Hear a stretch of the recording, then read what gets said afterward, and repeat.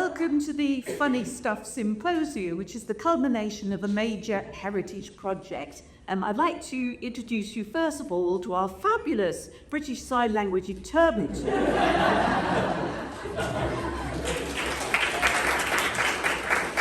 Emma J. Mansfield. We've worked with her now for a number of years. We love working with her because she really gets our humour, and indeed, usually she's funnier than us.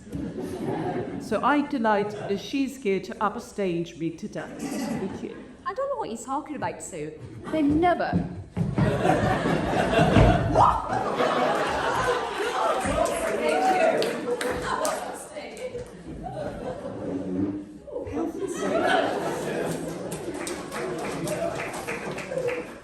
All our film and audio sections are captioned, and that's just to give Emma a little bit of a rest, because otherwise it would be a bit of a workout for her. Yeah. And also to say, we're filming today's symposium, so if for any reason you don't want to be on the film, just let Rob here know, and we'll do something about it. So today is a game of two halves, really. We've got two panel discussions. The first section is focusing on the Manchester theatre scene in the 1980s, specifically the Manchester Fringe Forum. And the second panel is looking at women in comedy. And in between, we'll be having tea and cakes, some wonderful homemade cakes, plus some hilarious archive footage, some from the 1980s, which Rob here has rescued from a very damp box of VHS tapes in my garden shed. And I think it's fair to say that the 80s hairdos and outfits are really worth staying for.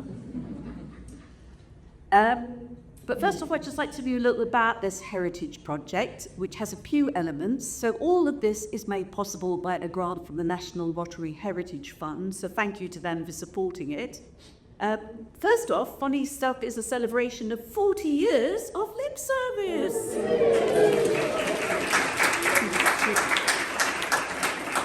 So, to that end, we've got the exhibition out there of funny stuff, all the comedy props, costumes, sheep, badges, knitted autopsy from over the years.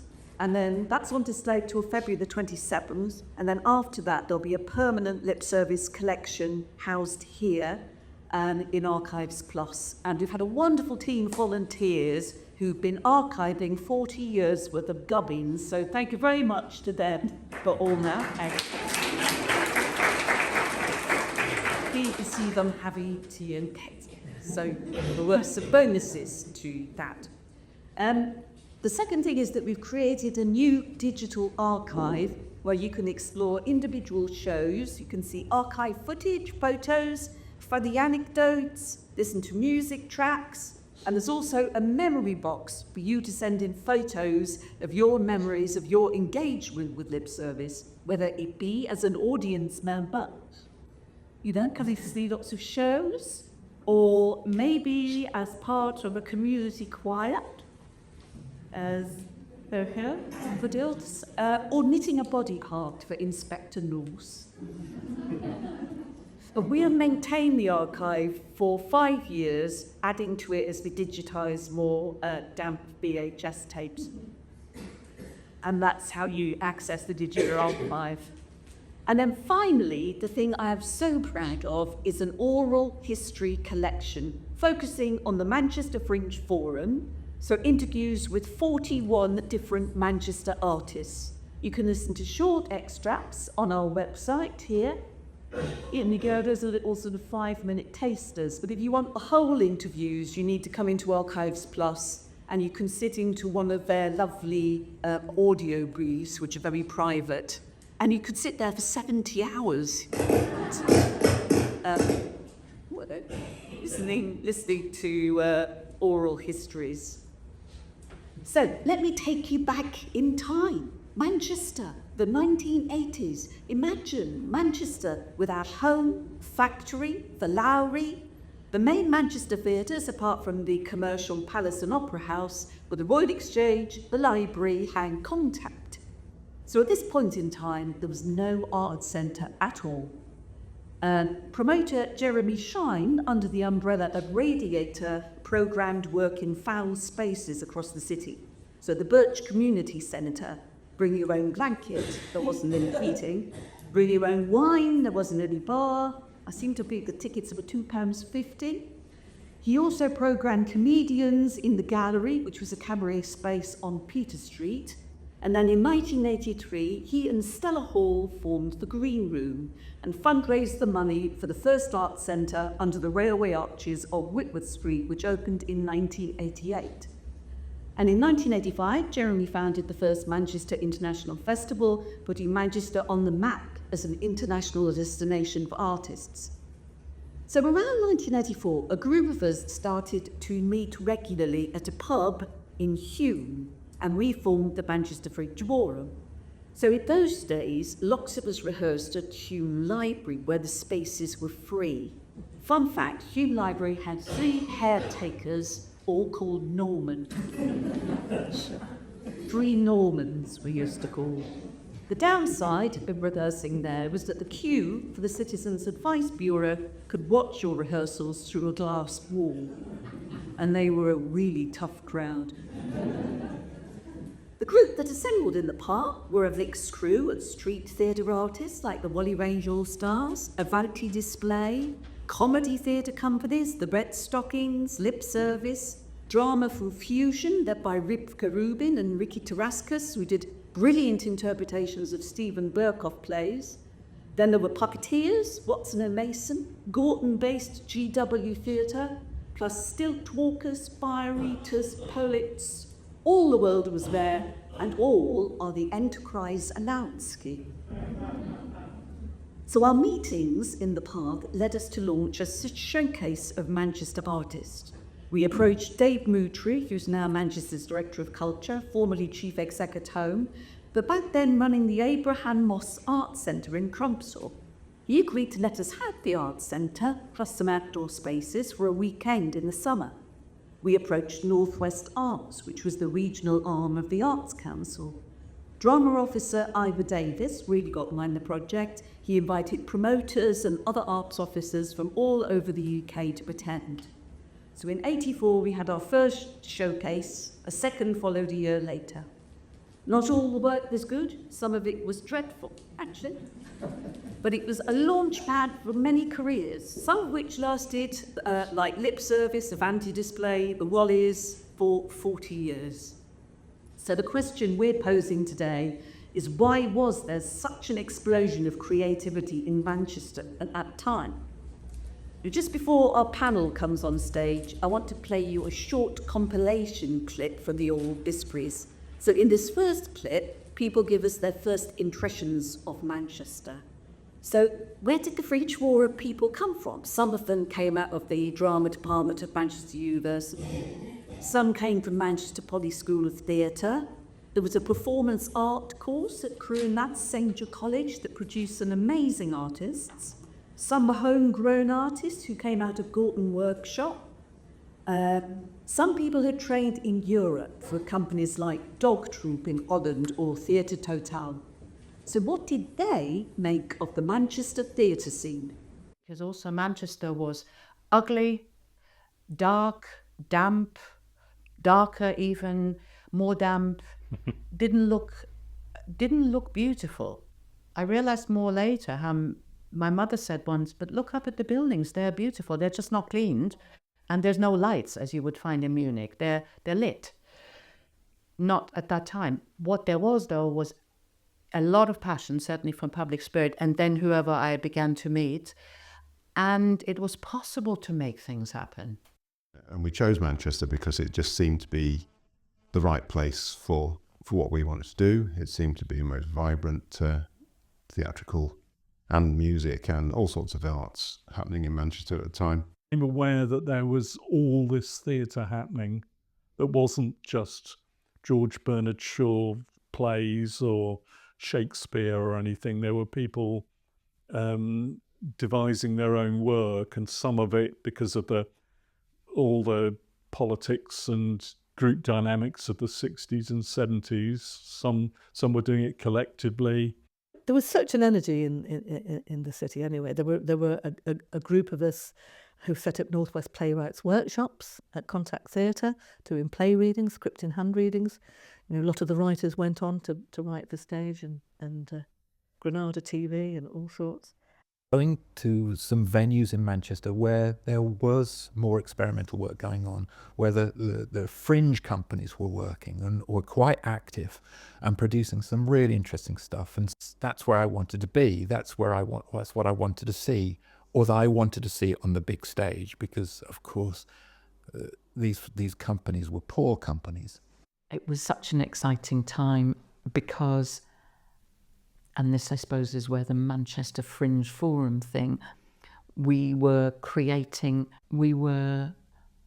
part of a scene. We didn't know it as a scene. We knew there was this thing called Fringe Forum, which was, and I don't even know who set it up, but the idea that you might meet other theatre makers and share everything from rants about who hadn't paid you to opportunities around, you know, the fact that there was a political rally and they were going to book so-and-so, and I think there was a sense of camaraderie. I was mostly doing visual theatre, but we did the first work, I think probably the first time, like an African band, so First World Music. There was what is now spoken word, but it was then called Performance Poetry group out in Tameside, or Ashton or Moscow or something, and I was putting them on. So again, it would be the first time that came into Manchester. It was the beginning of what, the whole alternative comedy scene. I like the atmosphere in the north. I just love it. I love the stories that are waiting to be told here that you can't get the money to make. I love the fact that when I go to the bus stop, get into conversations with people. People just say, "That was cold, isn't it, today?" I go, yeah, it was cold. It was a bit cold last week, though, wasn't it? Yeah, what do you think it's going to be next week? Oh, I don't know. And you just kind of talk at the pictures. Oh, you're not from around there, are you? Yeah, I came up from London, but I live here now. Great, so some first impressions of Manchester back then. So now, can we please welcome to the stage our Fringe Forum panel? So we need to get the chairs up here. Housekeeper, stage management now, see? Just that's very not grand of you, thank you. So please would you welcome Stella Hall,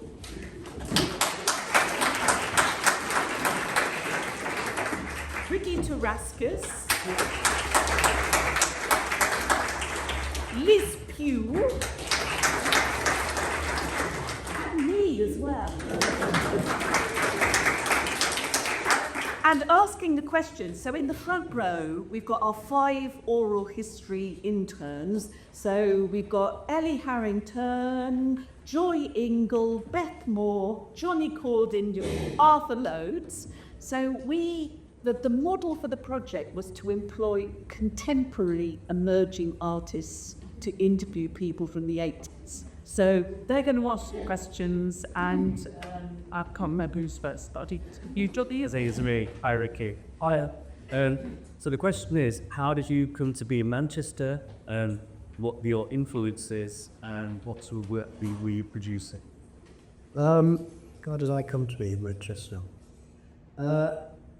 Initially, I came here because I found a degree course that was in drama and photography. I wanted to get to film school, and it was the only degree course I could find in the country. I'd started, after a foundation art course, I actually started a degree in London, and the course folded. And so I went to work for 5 years in between, and worked in all the arts industries I thought I was interested in. And so I found this degree and just kind of randomly moved here in a way. And I hung around a bit. And in those days it was easy to sign up. So I was signed on the door. I met Rivka Rubin at a particular stage and formed a couple called Theatre Total. That's the first part. I'm not sure. Question. And then the next question is, what were your influences and what works were you producing? Well, I was at, well, I scribbled a few things here. It's got some essay. In my notes, it isn't actually an essay, it's a series of things that we think are important in relation to visual thinking now and stuff that's happening on the internet. Okay, I wanted to do a degree specifically in drama and photography. All right? Thinking visually isn't neurotypical thinking. It isn't linear thinking. It's actually ADHD, although there's some unproper ADHD, right? So it's about thinking in fragments. So I was grabbing ideas from all over the place. I was interested in Eastern theatre, I got into Pluto. And also I did contact released dance, and I explored it because it's about flow. And I then fused images and flow together to construct shows. And I was randomly experimenting with this stuff in order to analyze and work with some kind of linear form, because I didn't like conventional stories as I had learned through theatre. For your last question, thank you. Yeah, I'm in French. Is it the same question to each of us? And there's like a different question to each? It's your question now. You ready? Hello, Liz. Obviously, you work the Walk of Life now, but before, in the 80s, you were bread stockings. Can you tell us a bit about them, what that was like, what sort of words you were putting on, and I'll have be the follow-up question after. Red Stockings, I think, we were a women's cabaret company that came out of a very fertile time following the miners' strike and following in the footsteps of Maggie and Sue, graduates from the University of Manchester Drama Department got together. The woman called Helen Edmondson, Amelia Bullmore, who's now on our TV screens all the time, and Henrietta Wixon-Jones, and often piano player Judith Carroll, got together and formed this group in order to make work that spoke about women's place and our desire to smash the patriarchy. So we worked where there was a scene developing that I think, I don't know if you remember the Chiffinells. The Chiffinells were a group of women from Sheffield who had become politically active and vocal as a result of the miners' strike, and they were sort of pioneering a scene, visiting working men's clubs and sort of fringe venues.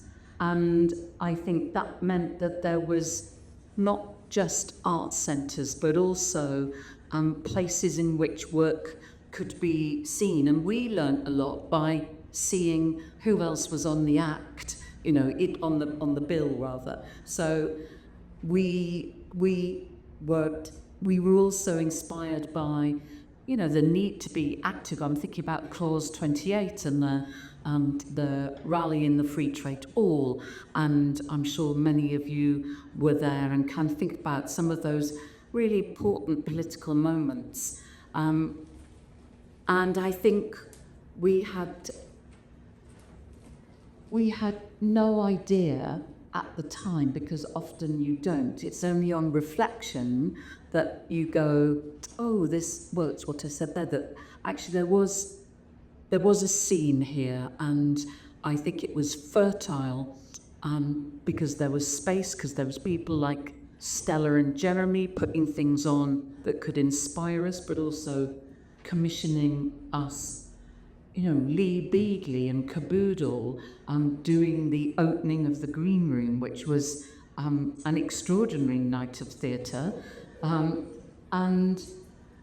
I think for my part, I left university where I studied drama. I'd read Jacobean tragedies, and I'd looked at Greek comedies, and I had a sort of intellectual academic approach, but that was also combined with enormous amount of opportunity to try things out.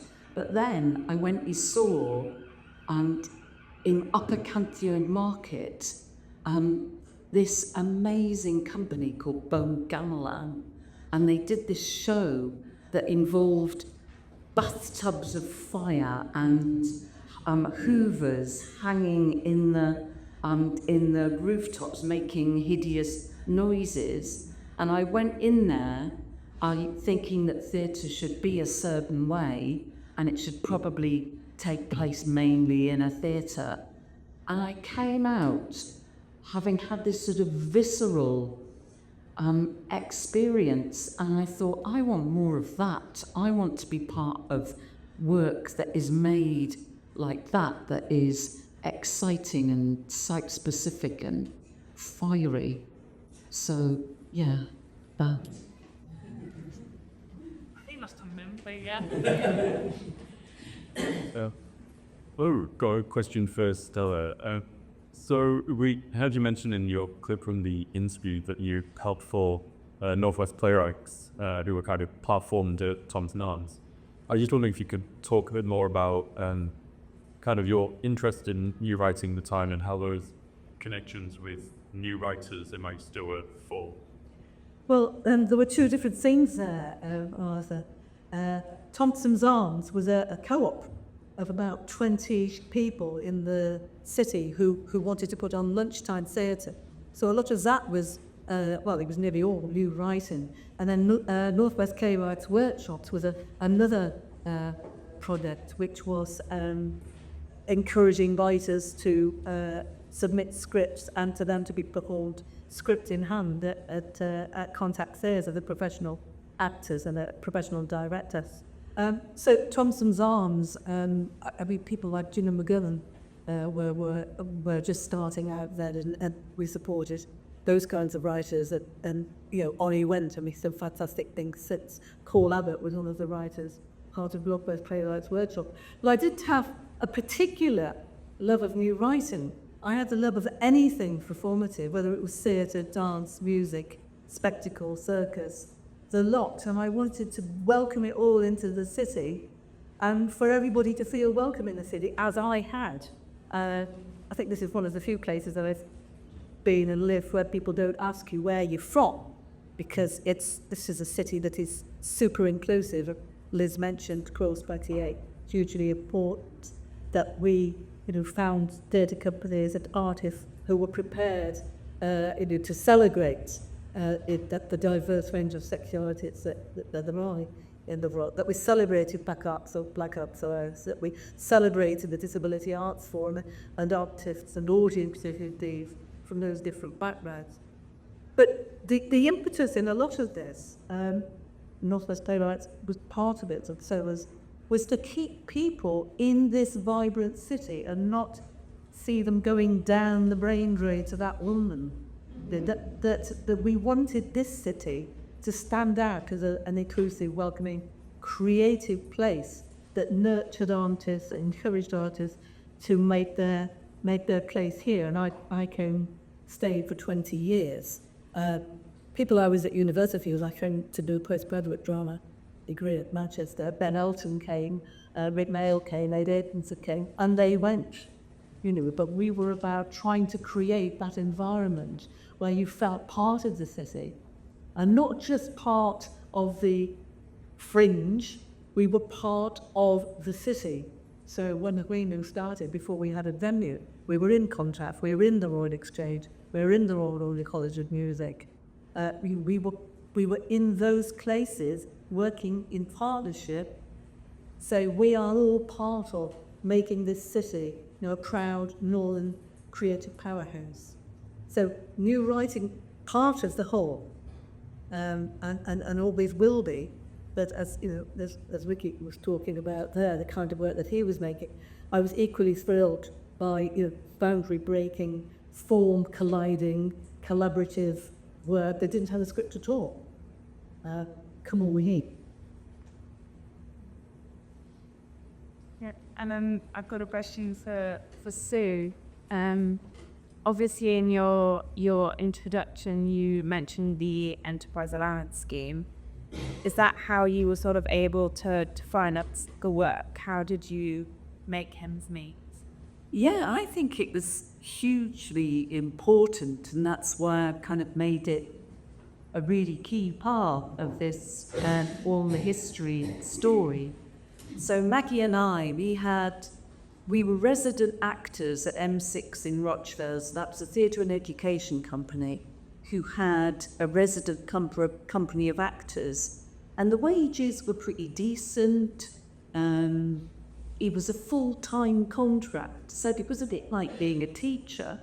And that's very unusual as an actor, to have that kind of financial stability. But in our spare time, Liz mentioned some of the rallies that were going on. We were doing a lot of those rallies, and particularly CND was a big thing at the time. Huge rallies at the Free Trade Hall. CND, we did the Clause 28. We did huge amount of gigs during the miners' strike. And because we had this platform of playing to like 2,000 people at the Free Trade Hall, we were getting lots of offers of work. And so the question came, shall we give up our day jobs and commit full time to lip service? And so the enterprise allowance scheme, which gave you 40 quid a week, which is probably equivalent to 130 quid now, that was a buffer. That was a safety net.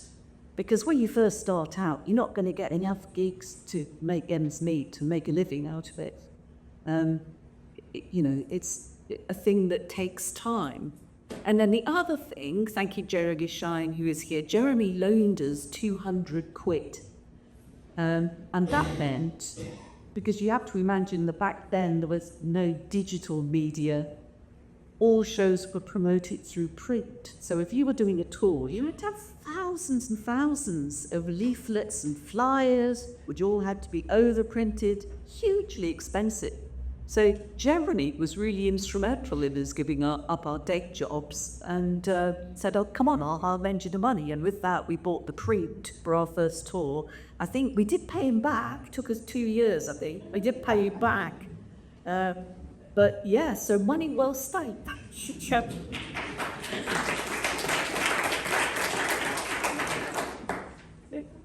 I have a question for all of you.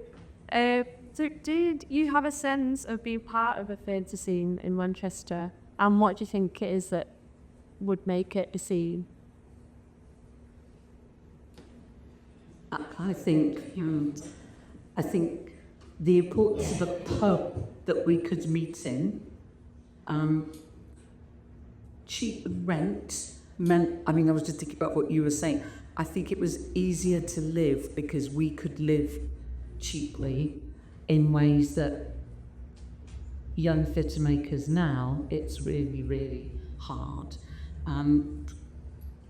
The scene, we knew there was a Fringe Forum. I think there was a willingness to give and receive feedback. There was critics, Kevin's here, there was people writing about the work that we were making, and we were encouraging ourselves and each other to talk about the work we were making.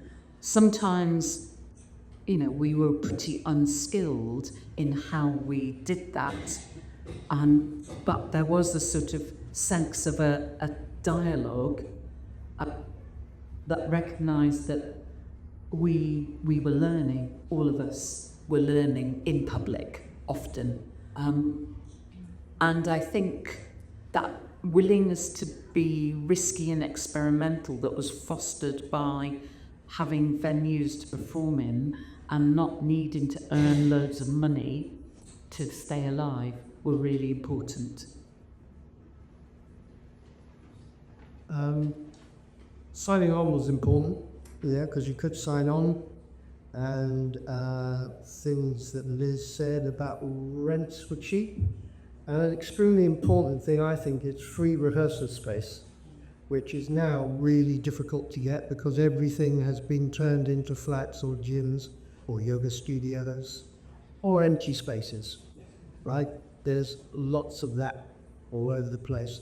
The city then was quite run down, I think, and there were loads of empty spaces that you could inhabit, and it was great.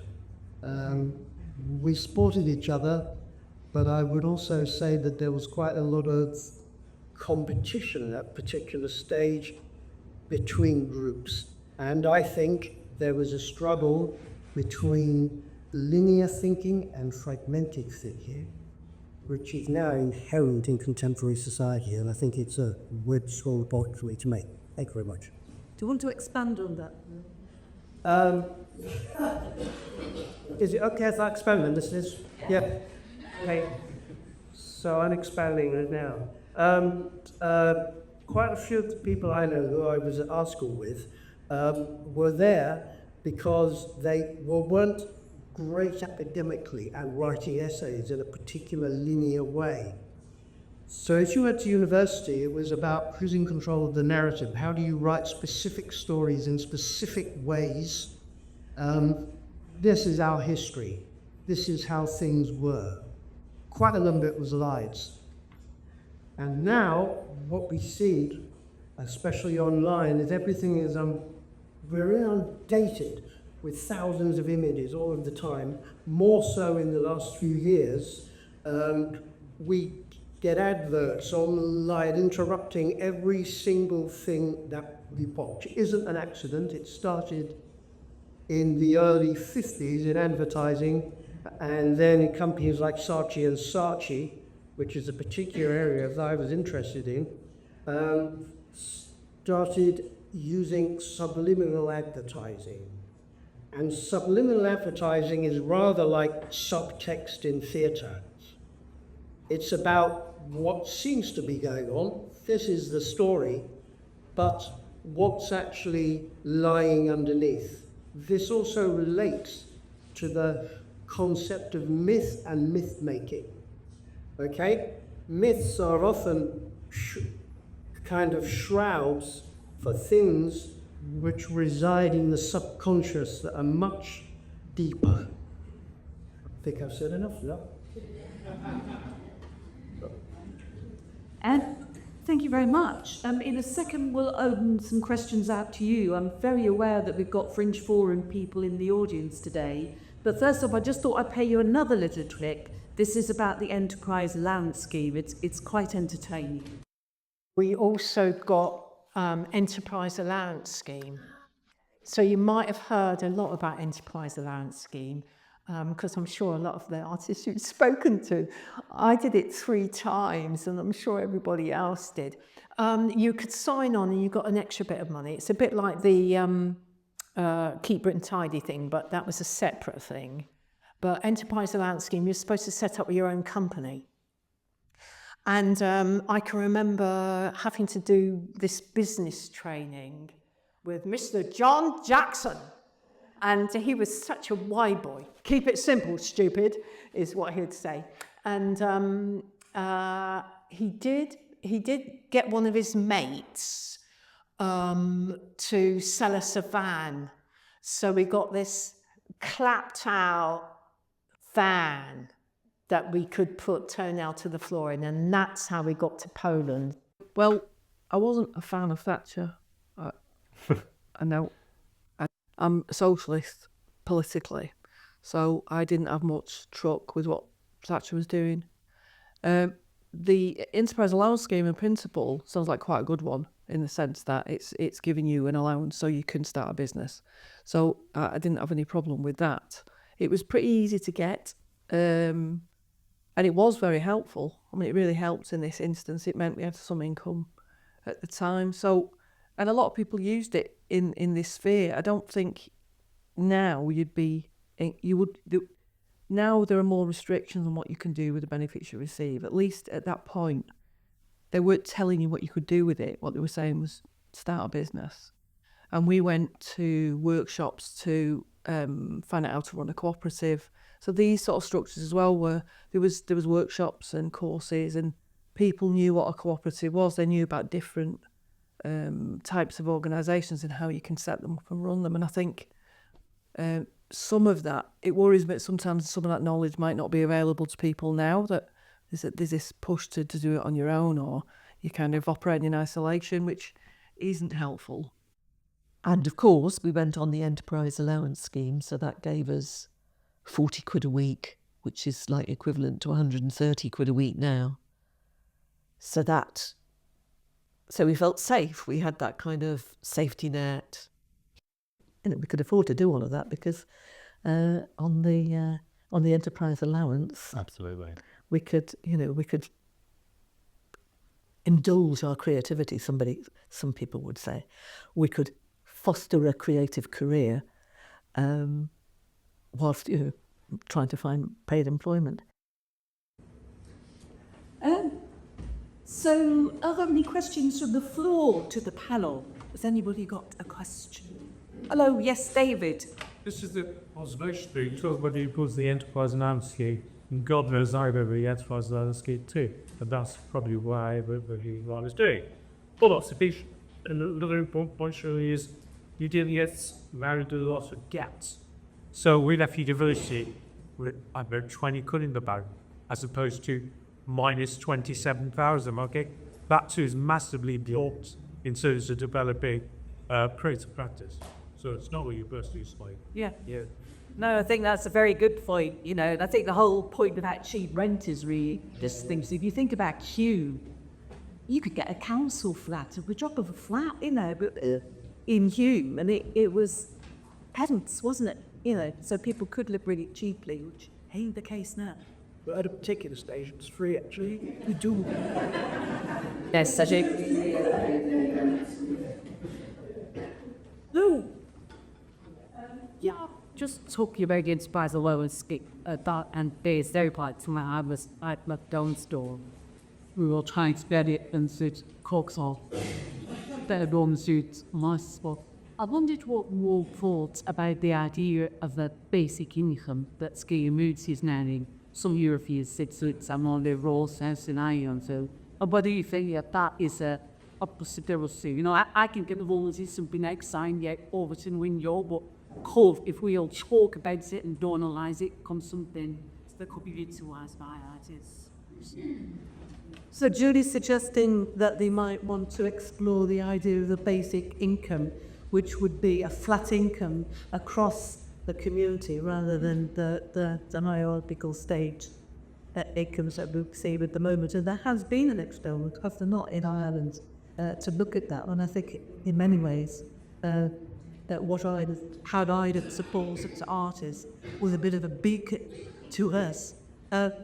Of course, those who are going to be pushing for a basic income are those on the lower end of the spectrum of getting buy-in from the wider community. I think would be problematic, hugely problematic. And I would be all for it, but I don't see how we get that through. It may be that just as at around this time that we're all discussing in the 80s, there were LETS schemes where communities developed their own currency where you could exchange activity for cash, and that was within a defined area. Just as I think the basic income idea in Ireland is a very defined area, so it might be something to explore within the city, for example, rather than as a national project, which I think would be extremely to get positive on. But just running away from the enterprise allowance scheme for a moment. The enterprise allowance scheme was a national scheme. It wasn't specific to Manchester. So I think we could, in talking about and the cheap rent, you could get cheap housing in lots of other places all across the north, and feel the south probably too as well. So I think there was a very particular dynamic in this city.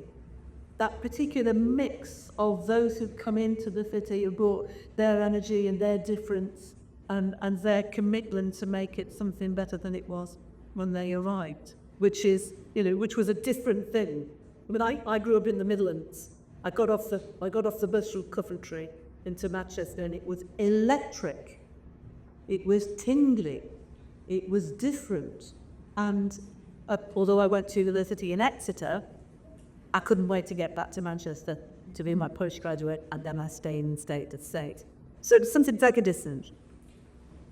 What you're saying there, Stella, about Manchester in the 80s reminded me that it was time of the punk music. Yes. I was got to get traces. There were so many bands. When I was at university, I sometimes say, what did we do?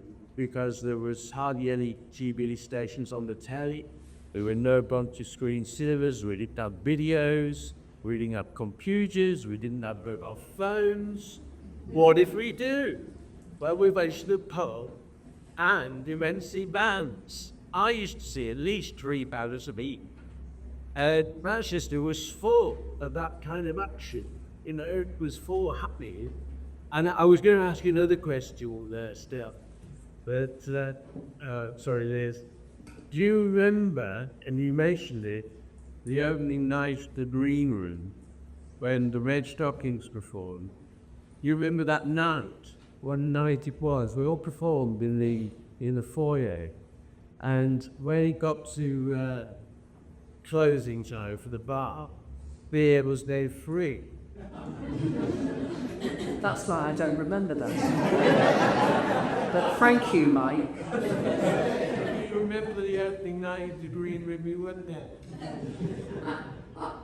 I do remember that, and I suppose looking back, I think the significance of the Green Room as a space that was willing to let us try things out, program us in sort of weird collisions of live art and music and theatre and cabaret and nonsense, meant that I don't know what it was like for audiences, but it was extremely exciting for those of us involved, you know, doing it. I imagine it was also exciting for audiences. It was. If it's okay with you, we're going to swap over now. So we will vacate our chairs. Just before you come up onto the stage, though, we've got a final oral history compilation tip. And we asked all our oral history interviewees what they were most proud of the time in Manchester in the 80s. So we'll have a listen to that, and then we'll have the contemporary artists. On reflecting in this way about that period, you realise what a productive, creative period it was. And I can't see it anymore. I don't know whether it'll ever be like that again, which is sad. But perhaps it is happening and I'm just not aware of it, so I don't want to sort of presume anything. My gut feeling is that that was an astonishing moment that I was very lucky to be part of, play a small part in.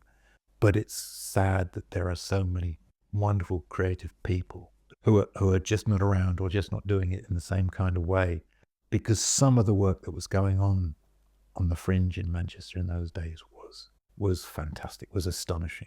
You know, the likes of Stella Hall and Jeremy Shine and others on the Fringe were really instrumental in when they managed to set up the Green Room. But the years leading up to that, in producing stuff which would stand up today as being an extraordinary, vibrant theatre scene. I still think the thing I'm most proud of is in my father's house. So in my father's house, we had, I want to say 147 black men from 13 to 70 on the stage at Contact Theatre. Spiky, honest, funny theatre that we're just fantastically proud of. Writers, composers, two girls stay here because there's a vibe here. Yeah. But that, you know, that's like 40 years ago, and I think that things take that amount of time to grow. Yeah. But myth would not have been there without all of those things being in place first. To being part of that flowering of creativity. And when I left after 20 years, I felt real grief I never knew you could feel grief about a place.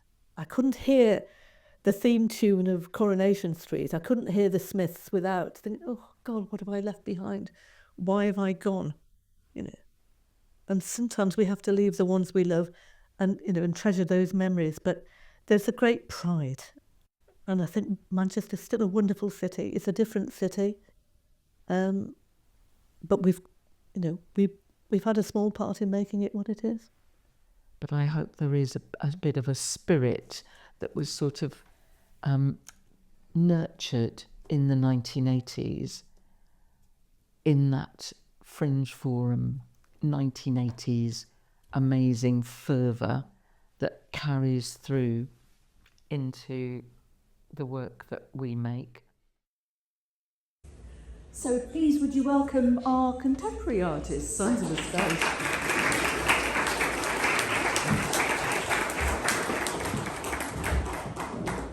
Okay, so I think Ricky has the first question.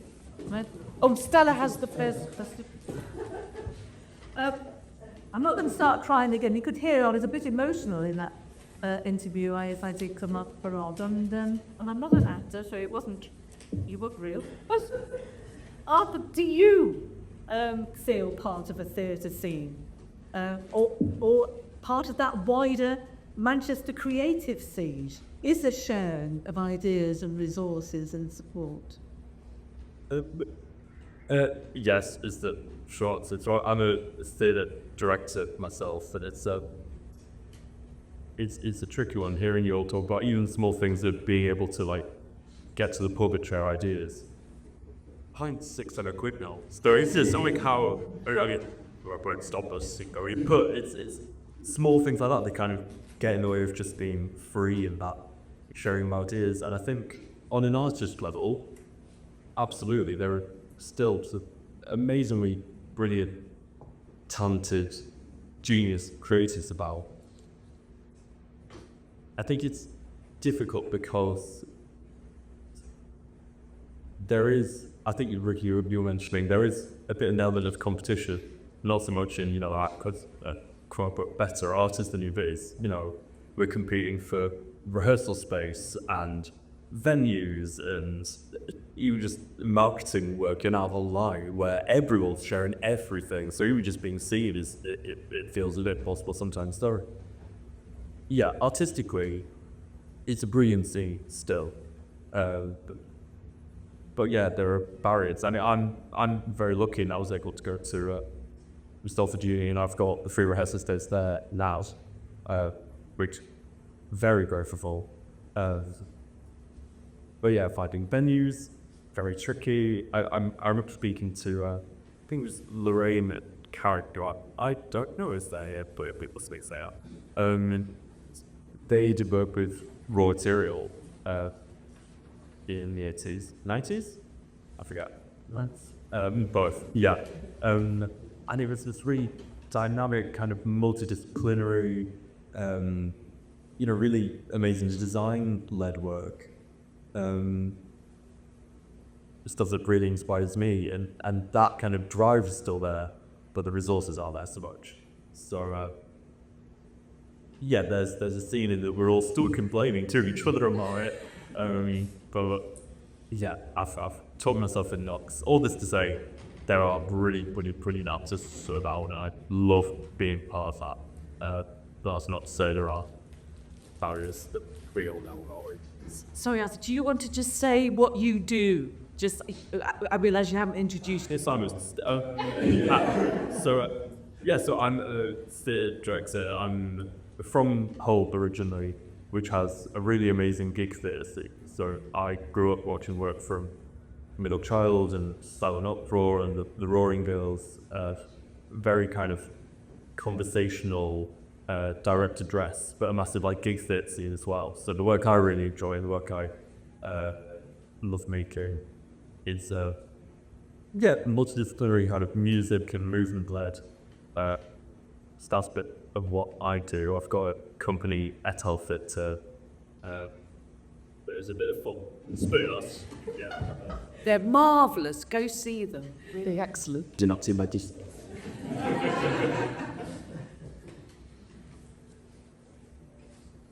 Yeah. So this is for you, Johnny.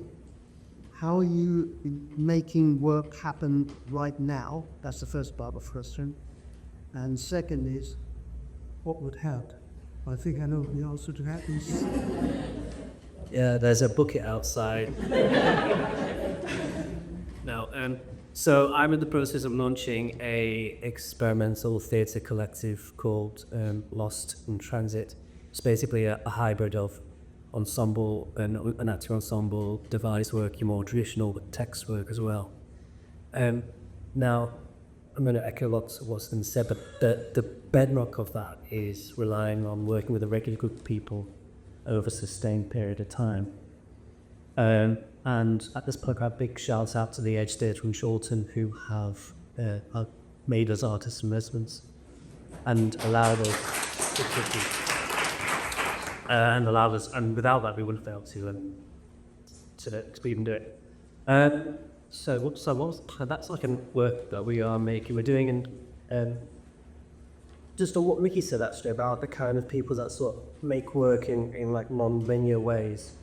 I think that's a really interesting point, because I don't know how many people who've had the displeasure of doing the Arts Council bid. But for those people who kind of create meaning and stories, maybe in a not traditional way, that sort of process is a real sort of barrier, I think. So it would help, yeah, that's a one thing. And it's just, hear what Arthur said about the scene. I think there's a real will in this city, but I think, like I said, there are a lot of barriers. In time, energy, money, and space are all things that are squeezed. And be that, just the cost of living, or be that, there are no libraries anymore, So yeah, I think what would help, I think the will is there. It's just the really boring, unsexy things that we talked about before, like being able to slide, have a beer, be able to not have to work out bar and never see the guys work. Yeah, sorry, it's a bit down. There is also something in relation to what you said about who's in control of the narrative. What exactly is the narrating now?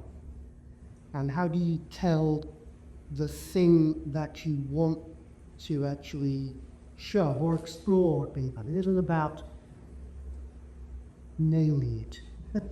I think, yeah, it's about it's not giving time and space to experiment. That's exactly it, this thing that I'm doing. Oh, right. Yeah. Oh, speaking of the arts, I've actually just got funding. Thank you very much. We're doing an adaptation of 1984. That's going to be at the Edge. A bit of a plug now. It's going to be on the 22nd of April to the 26th. So do come and see it. But I guess the way that we work is we're working with a great writer called Peter Garrett, who interviewed. But what the Edge doesn't let us do is have that time for experimentation. So we're working with sound designers, LX designers, kind of plethora of theatre makers to go in and find new, interesting ways to create meaning and tell stories. So couldn't see it. Ellie, so you've been one of our oral history interns. What have you had any sort of benefits from doing these interviews? Have you, have any opportunities come about? Yeah. Yeah. And what do you do? Tell us what. Oh, cool.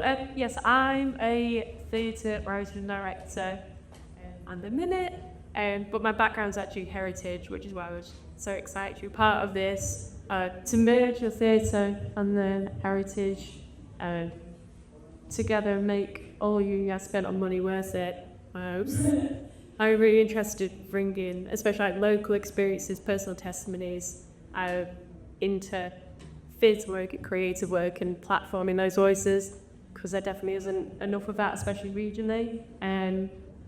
But yeah, so I think, we've all kind of talked about this as well, but a big thing we all got from it. I think it's just a big kick up a kick up the bum of you just got to do it.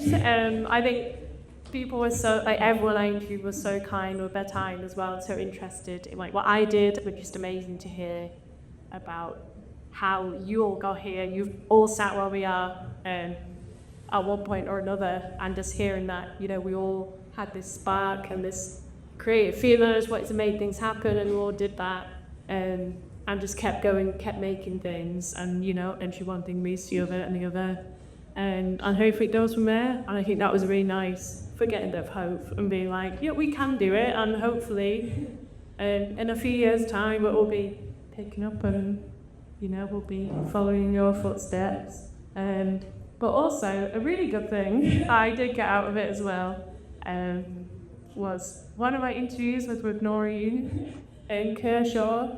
I think we got on pretty well. I'm sorry if I'm breaking the NDA thing with our Noreen. But we were just chatting about what we did. I said, yeah, later writing and directing. I was like, oh, but I'm really interested in TV and trying that out. And she was like, oh, well, I'm about to start directing a couple of episodes of Waterloo Road. And I was like, come on. And I was like, you don't offer ask me twice. So I did. So in the end, it was a couple of weeks. I'd never been on a TV set before. So it was just brilliant seeing like what it is like on a TV set, get a couple of days as a winner as well, then go to edit, which I really love that process as well. It's so different to theatre, and it's such a whole different aspect of storytelling. So yeah, that was really brilliant to just see that, and I think just have like the mystery of what it is like, how you get to what you see on the screen, and how that all comes about. And you know, I just got a lot of motivation from that. And now I've done a BFI short course. I've got some funding to go on an NFTS short course in a couple of months. I've started writing a film to hopefully shoot in a couple of months. So yeah, that was a very nice benefit of this. That was very unexpected.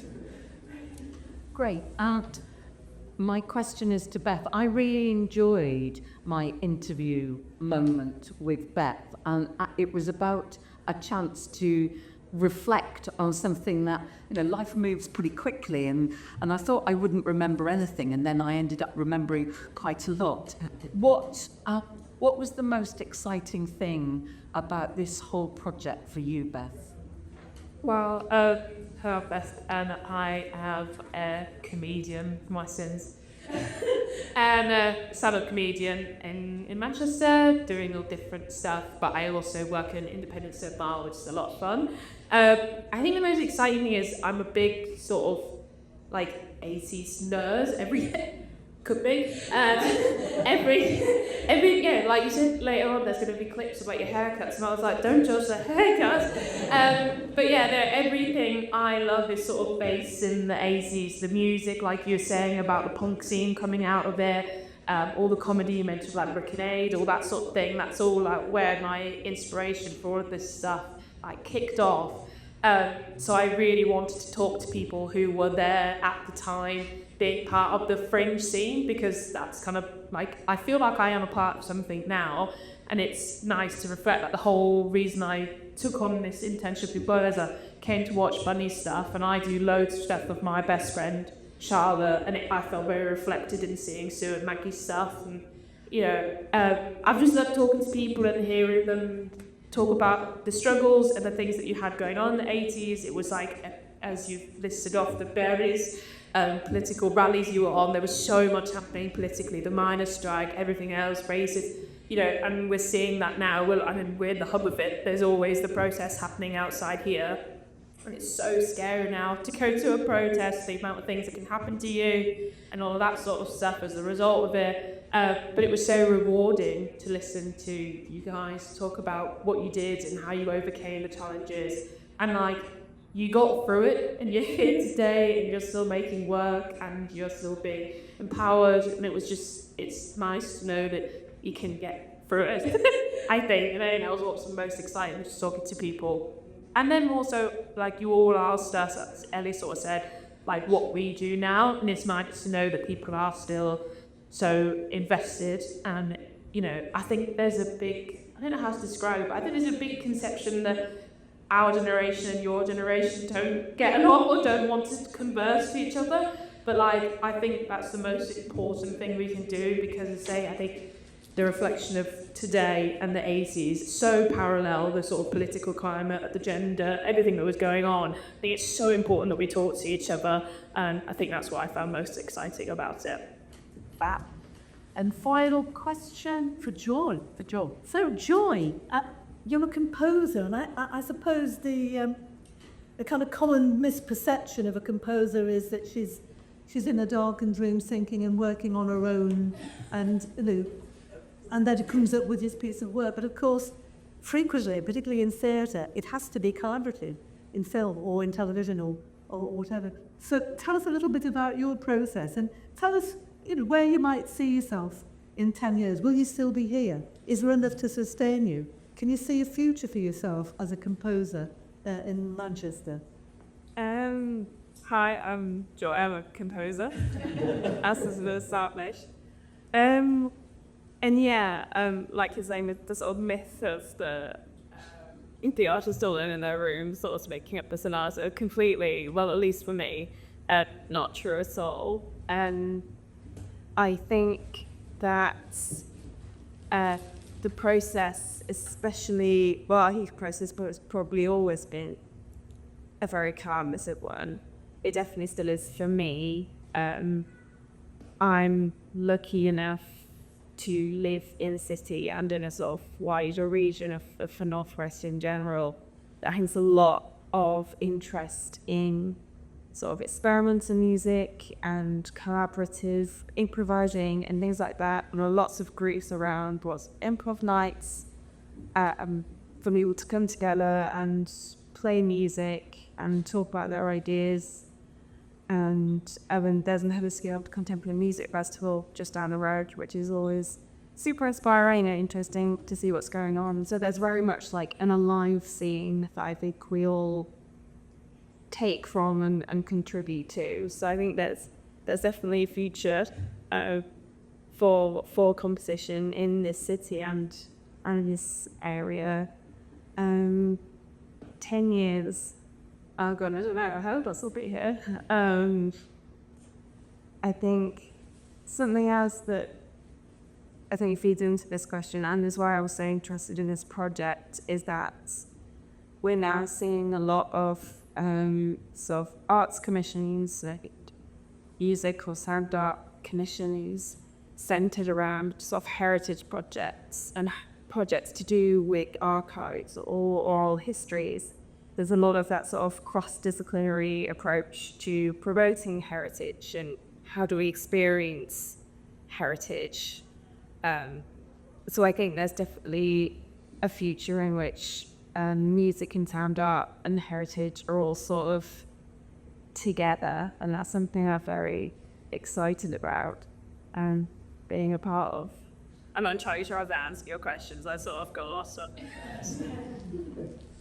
No, it sounds as though there's a very fruitful, a set of relationships there, that you can see a future which is entirely positive. Rather, I didn't hear I'm going to be replaced by AIs, and so what do?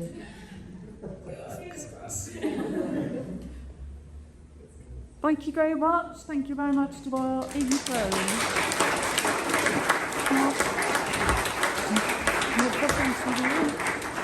Thank you very much for heading towards tea and cake, everyone. So I'd be pleased to hear about that. So just before, I found this really interesting article in The Guardian about the Enterprise Allowance scheme. Everyone wanted to get one over on Thatcher, the artist who raided the Enterprise Allowance scheme. Is it possible to lower it so we get the link, Rob? Sure, or if you scan the QR code, it will... Oh, right. Or if you scan the QR code, it's a really interesting article about that time and some of the famous artists who took advantage of it, as you can see, Rachel Whiteley, Jarvis Cocken. And so I'm just about to play a clip, an old clip of ours, and just to say that the Enterprise Allowance scheme really was a ploy of Margaret Thatcher to massage the unemployment figures, which were 3 million people are unemployed.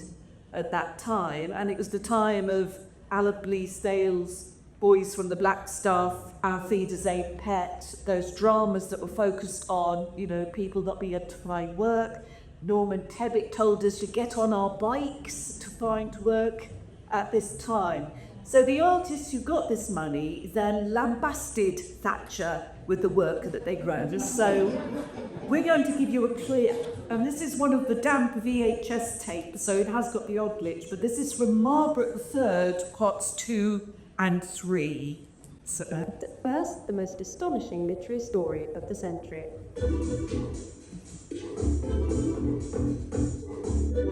Here in Manchester in the 1990s, the discovery of a previously unknown work by William Shakespeare has thrown literary experts into confusion. Leaving the academics to argue, we went to watch the world premiere of William Shakespeare's Margaret III.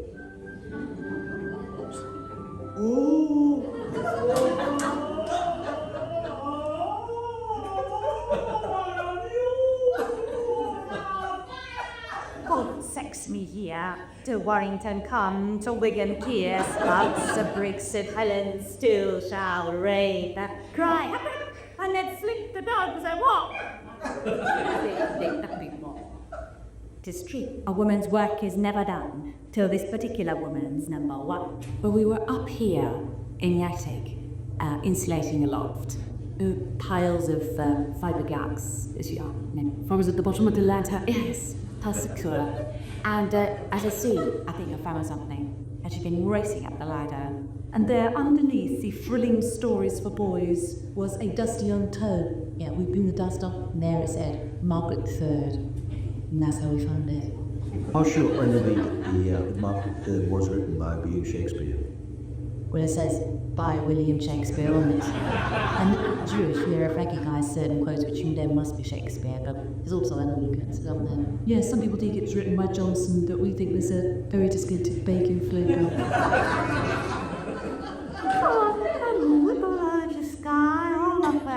Well, I've not been out much lately. What would I have thought? Oh, you've not had it as well, have you? Well, Galaxy's come down with it. Neptune had it. Now the bears have got it. Oh dear. No, the bears. Oh, no. Oh, no. Oh, King James having enough. And they need one. He's having a crisis. Crisis? What crisis? His niece, Margaret. You know, where's Matlock, the lip spitting up? Oh, what's to do? Well, if I'm not very much mistaken, she's about to stabbing through the heart with a very sharp kitchen knife. She's a fascinating character. She wages wars. She's originally knighted the Knighted Throne, and she butts up a lot of people. Like Gosling, she's the Lucretia Borgia character. And then suddenly, 2 years later, she's second in line to the throne. With young got one person to go, and now she's queen. My sovereign lady, bestow yourself with speed. The Southportians are bravely in their back set, and will with all expediency charge others. Men, hearken unto your queens. Though I may have the body of a weak and feeble woman, I've got a body.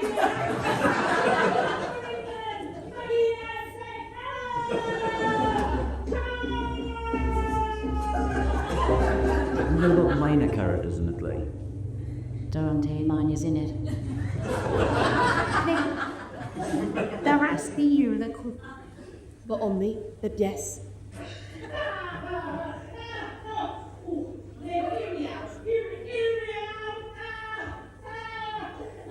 Those tastes, but in good station, she won't do it with the queen. No sheer of discontent. What says she to this jobless throng? How many is it now? 'Tis 15 score and 2. What is that? 302. I never thought to go past 300. What says the Queen of X? She gave us not a toss. As I speak, the original manuscript for Margaret III is being carved and dated. This is a copy of the complete works of William Shakespeare. Or is it?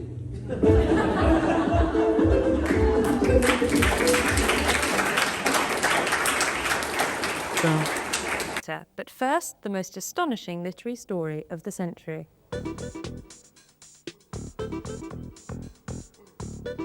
Here in Manchester in the 1990s, the discovery of a previously unknown work by William Shakespeare has thrown literary experts into confusion. Leaving the academics to argue, we went to watch the world premiere of William Shakespeare's Margaret III.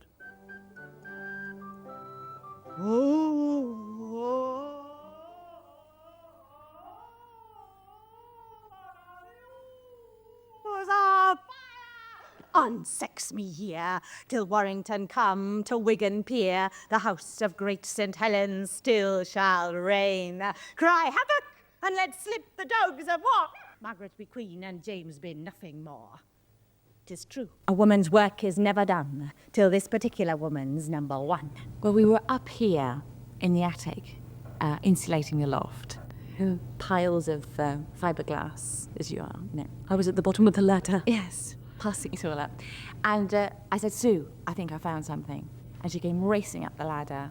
And there, underneath the thrilling stories for boys, was a dusty old tome. Yeah, we blew the dust off, and there it said, Margaret III. And that's how we found it. How sure can you be that that Margaret III was written by William Shakespeare? Well, it says, by William Shakespeare on it. And looking through it, you recognise certain quotes which you know must be Shakespeare, but there's also other influences, aren't there? Yeah, some people think it was written by Johnson, but we think there's a very distinctive bacon flavour. Oh, hello, Moon. Hello, little star. You're up early. Well, I've not been out much lately. What with having the fog. Oh, you've not had it as well, have you? Oh, Galaxy's come down with it. Neptune had it. Now the bears have got it. Oh, dear. Oh, the bears. Oh, look. Oh, no. Oh, King James having a nap. Well, he needs one. He's having a crisis. Crisis? What crisis? This is his niece, Margaret. You know, wears a Mac? Well, 'cause the limp splits a lot. Oh, that Margaret. Why, what's to do? Well, if I'm not very much mistaken, she's about to stab him through the heart with a very sharp kitchen knife. She is a fascinating character. She wages wars. She's originally 90th in line to the throne, and she bumps off a lot of people by poisoning them. She's a bit of a Lucretia Borgia character. And then suddenly, 2 years later, she's second in line to the throne. Yeah. Because she's only got one person to go, and then she's queen. My sovereign lady, bestow yourself with speed. The Southportians are bravely in their battle set, and will with all expediency charge on us. Men, hearken unto your queen. Though I may have the body of a weak and feeble woman, I've got a bloody big axe. Cry God for England, Maggie and St. Helen.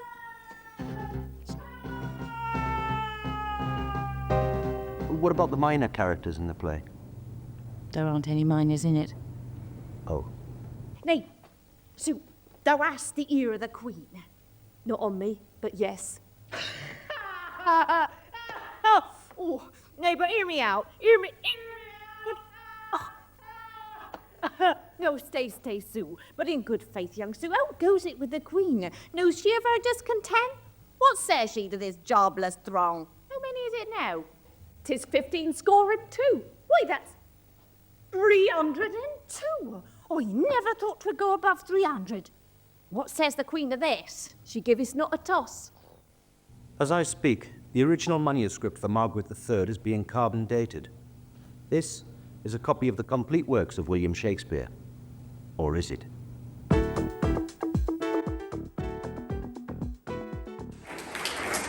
We don't get arts programmes like that anymore. People in designer glasses. And who remembers the marvellous Rod Arthur? One remembers him. So now it's time for tea and cake. And we've got lots of homemade cake, including gluten-free and vegan. Can I just say, I remember. But Sharon made some cakes. Maggie's daughter Imogen made some cakes. There's lots of cake. There's bog standard tea, coffee and water. If you want fancy, you'll have to go to the cafe. This is all free, but if you would like to make a donation, we are donating today to Maggie's, which is a charity that supports cancer patients with emotional and practical support for both patients and their relatives. So if you'd like to do that, that would be fantastic. Probably the easiest way is to text. You can use the QR code. You have to fill in a form for that, but whatever. So do please enjoy some tea and cake, and we'll see you in 20 minutes. Thank you.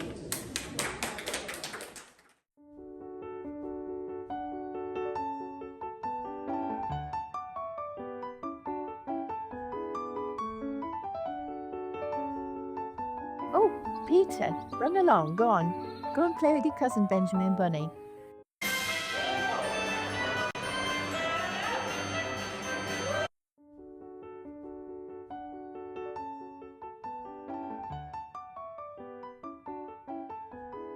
The only thing that matters in this world is money, and lots of it.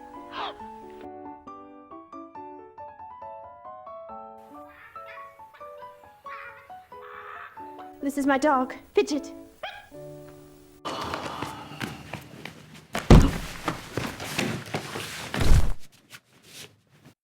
Love is like a mystic jewel, make the yearning heart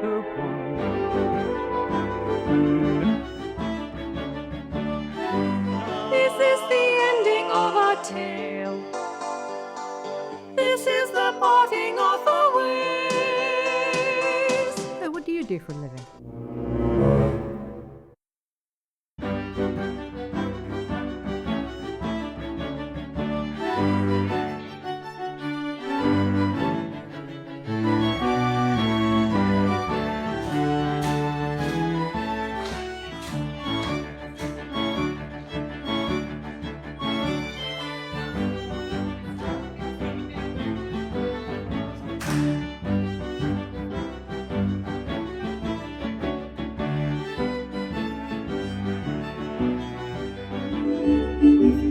Hello and welcome back. So the tour has actually been and gone. So the start of this process was me writing a play about, it's telling the LipService story through the funny props and costumes for the left behind and sort of tackling themes of grief and loss along the way.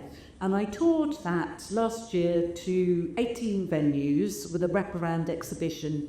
And the exhibition here in the archive carries on until the 27th of February. It's coming down on the 28th.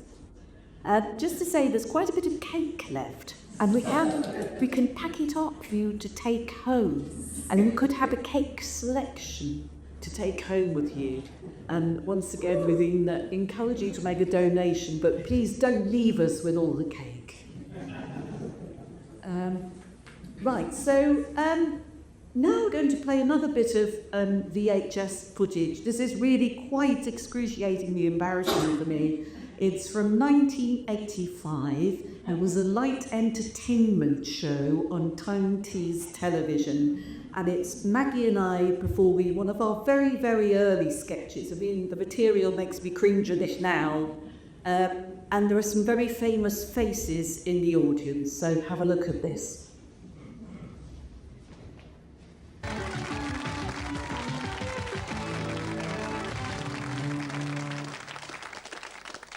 Hi, my name's Maggie, this is Sue. Hello. And you're probably realising straight away that there's a sort of healthy glow about her.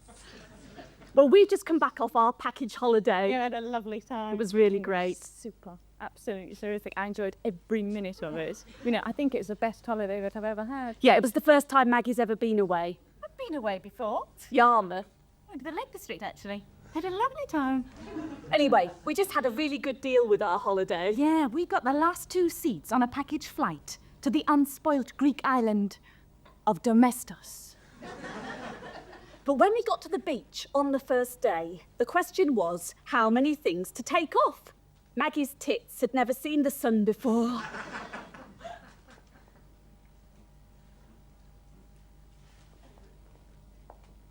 I wonder if she's going to take her top off. I don't think so, love. She's probably ashamed of us. She's always thought we were too small. Well, she'd moan if we were too big, wouldn't she? I suppose we are a bit lopsided. Well, it's a bit bright, isn't it?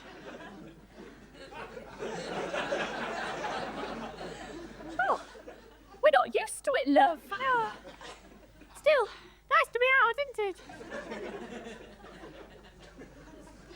There's a lot of people looking at us. Hello. Oh, there's a nice pair over there. Morning. No, not being outlaw. Loving it. Nice to meet another couple. It's a bit sweaty, isn't it? It's a bit hot, dear, yes. She's going to regret this tonight. Well, I hope she's going to put some cream on. Oh, that's better. Oh, no. What, love? Oh, we're in for it now. What? She's going for a run. And straight into the water. Oh, I say, like those fish, they'll nibble anything. Still, you dry off quickly in this sun, don't you? Oh, I say. What, love? Have you noticed it? There's a man over there. Oh, don't look. He keeps looking at us. Which one? Both of us, I think, dear. Oh, yes, I see him. Cheeky. I think she's seen him and all. Oh, no. Oh, well, it was nice to be out. It was a lovely change, dear, yes.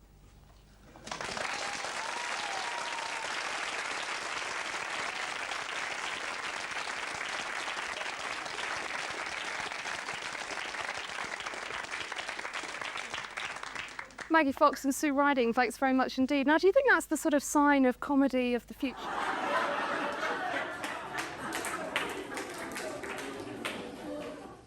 Worth it to the mullets. But that actually was a really horrible experience because we went on this comedy show and we performed our act, and then the compere said to the audience, right, he thought that was funny. And it was that brutal, and they were posing the question, could women be fat? Which is a question that we just wouldn't ask today. And you'd have spotted Kenneth Williams, Charlie Drake, and Denise Coffey there in the audience. And Denise was lecturing our radio series, actually, and was delightful. Kenneth Williams was very nice. Charlie Drake. So this half of the symposium is called Who's in Charge of You? Now, this was a question leavened at myself, Maggie, and our first stage manager, Kate, at a venue in Lincolnshire in 1985 by a venue manager.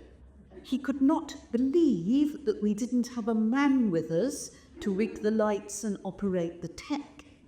And when we said, well, we're in charge ourselves, he assembled a load of other blokes who worked in the building and went, go on then, tell them who's in charge of you. So it became a LipService catchphrase. And so we're here to talk about how it was to be winning in comedy in the 1980s. So please welcome back Stella Hall, who will be comparing. Oh, you have to do the chair. Comparing. Liz Q from Red Stockings and Beth Moore, Bar Innsmouth.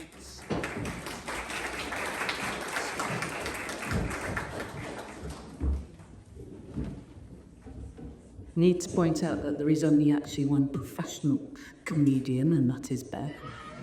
Don't expect anything from some of us. Well, this is being commented by the woman who, for 40 years, sat in the wings, waiting to be called upon, because I was the nominated understudy for Maggie Fox, and I never got the opportunity to go on. I mean, some of the costumes wouldn't have fitted me quite as bad. But I was waiting to go on, so, and it's heartbreaking to think that when the opportunity did come, she chose her daughter Vita instead. So a career in comedy beckoned and then shoovering away. However, I'm not holding it against you in any way. But I am going to start with a question for somebody else. Thank you. Liz. It's very difficult now, isn't it, to imagine a world where women didn't rule, weren't everywhere, weren't on stage, screen, television in quite the numbers that they are now. So touring theatre, what was it like all those years ago when you turned up at a venue? What was it like being Red Stockings? I think the first thing to say, and I was sharing this with Kevin Fegan and Jeremy, I think earlier, is that we used to hire our van from Manchester Van Hire. And so there would be 5 of us would turn up often and get the van. And after 2 years of doing this, we discovered that the men at Manchester Van Hire thought that red stockings were strippers, and that what we were doing every Friday was loading our stockings into the van and setting up. How it was on tour, because I've brought along a programme if anyone wants to see a bit of memorabilia from the 1980s, and in it I'm described as the administrator. And I need to point out that I wasn't Helen, who wrote most of it, or Amelia, Henny, and Helen, who performed most of it. I was the administrator, which meant I did everything else. I drove the van, none of them drove. I did the lighting, I did the sound, I did all of that. And actually what I learned, it was a brilliant training to be a producer.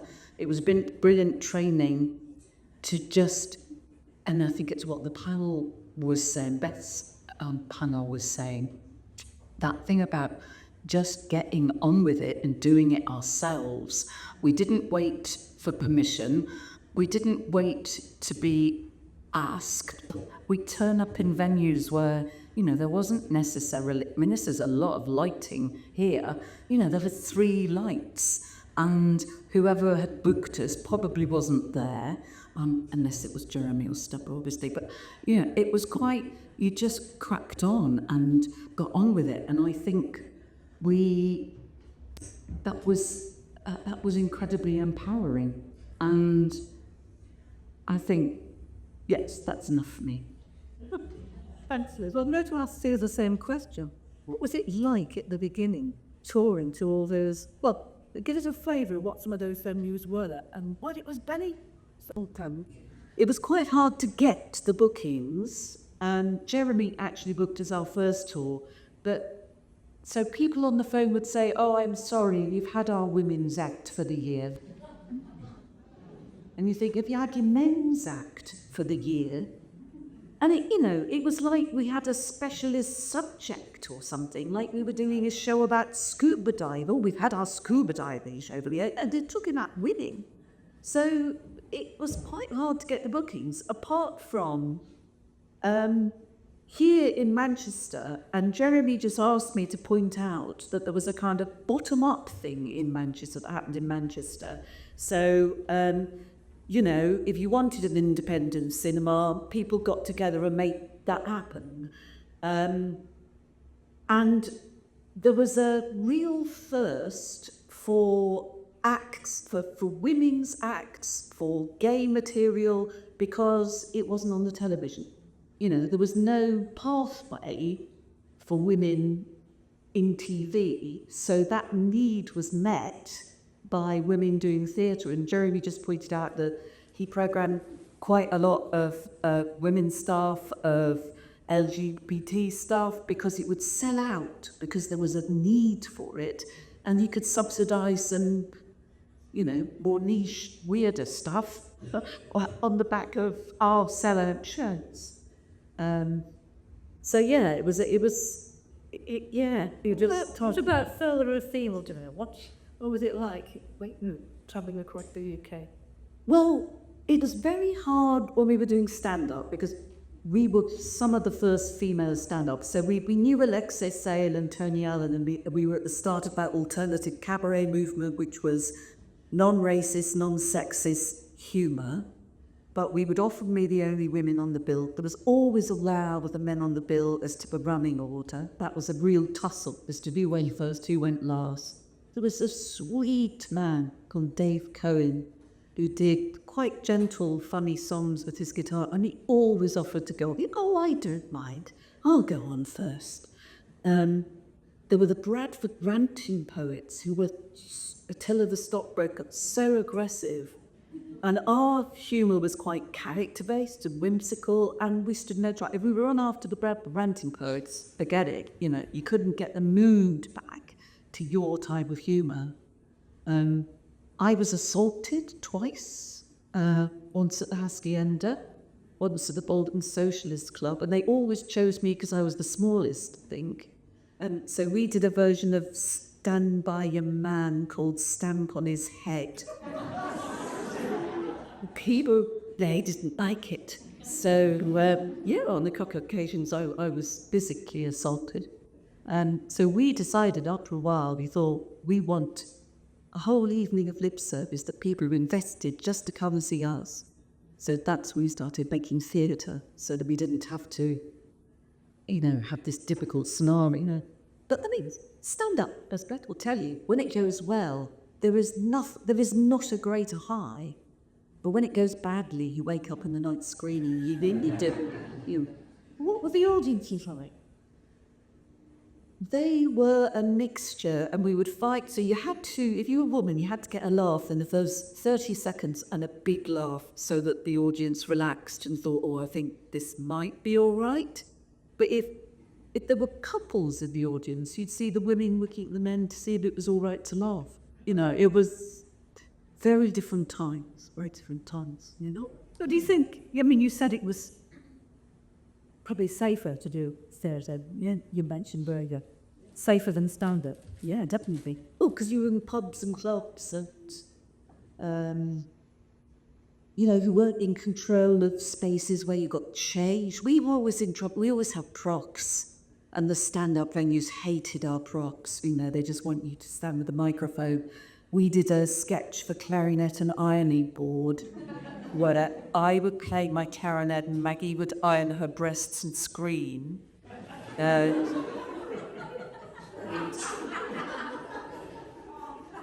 Didn't work.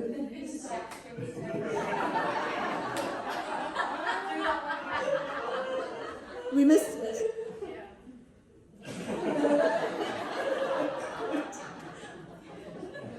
Would you agree, Liz? Would you agree? It's easier to do theatre, or safer to do theatre than stand-up.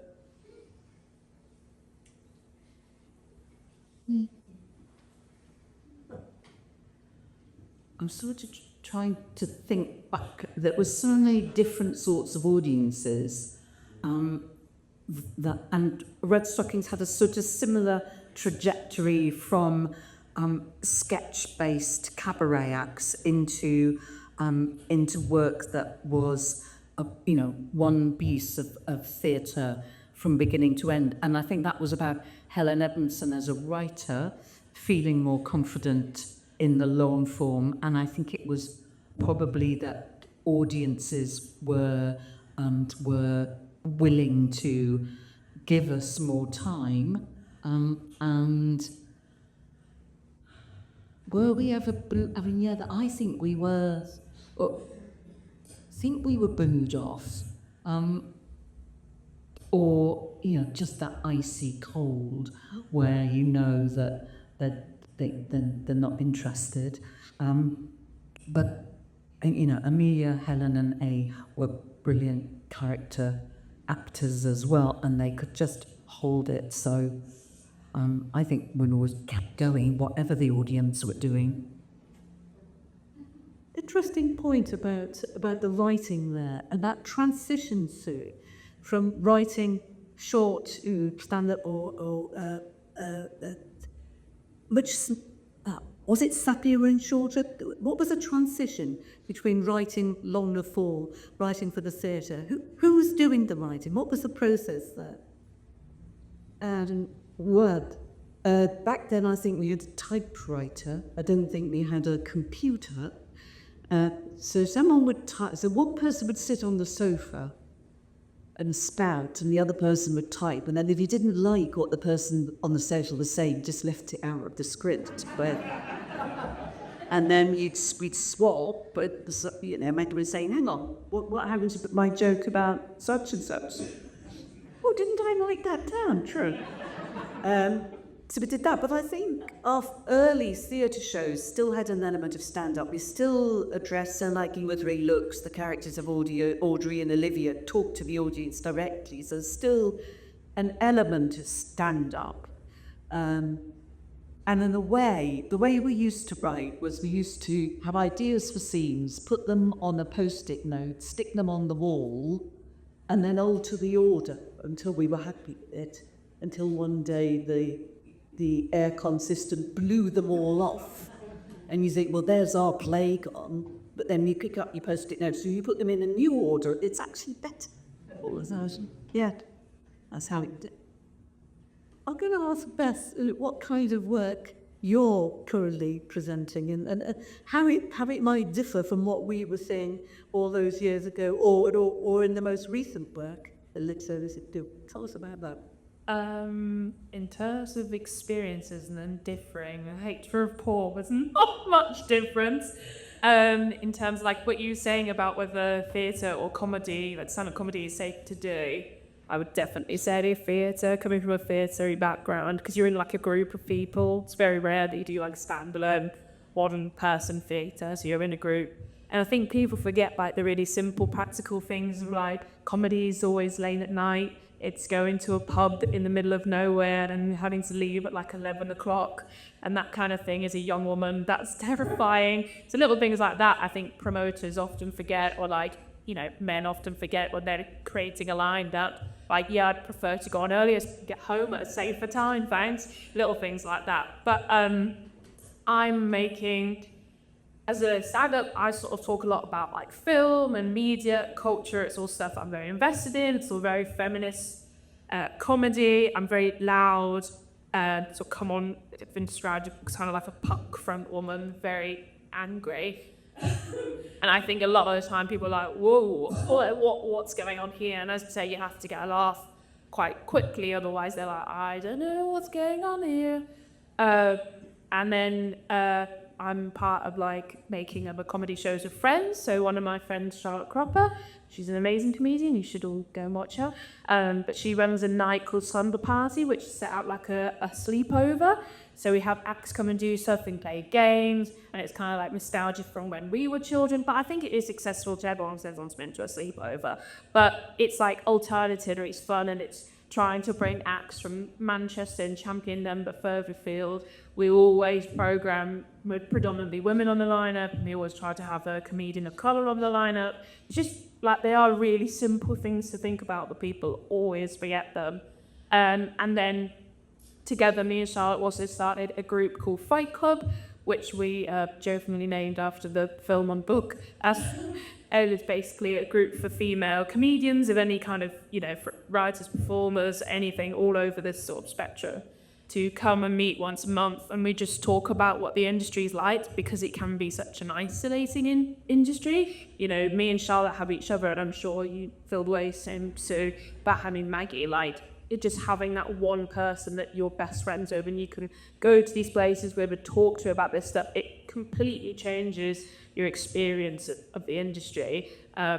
But yeah, now we've got to talk to each other, all these other female comedians, and we have like non-binary comedians there as well, and we all talk about our experiences. We celebrate like things that are going well for us. We talk about issues that we have, and it's so empowering. And now we're all friends.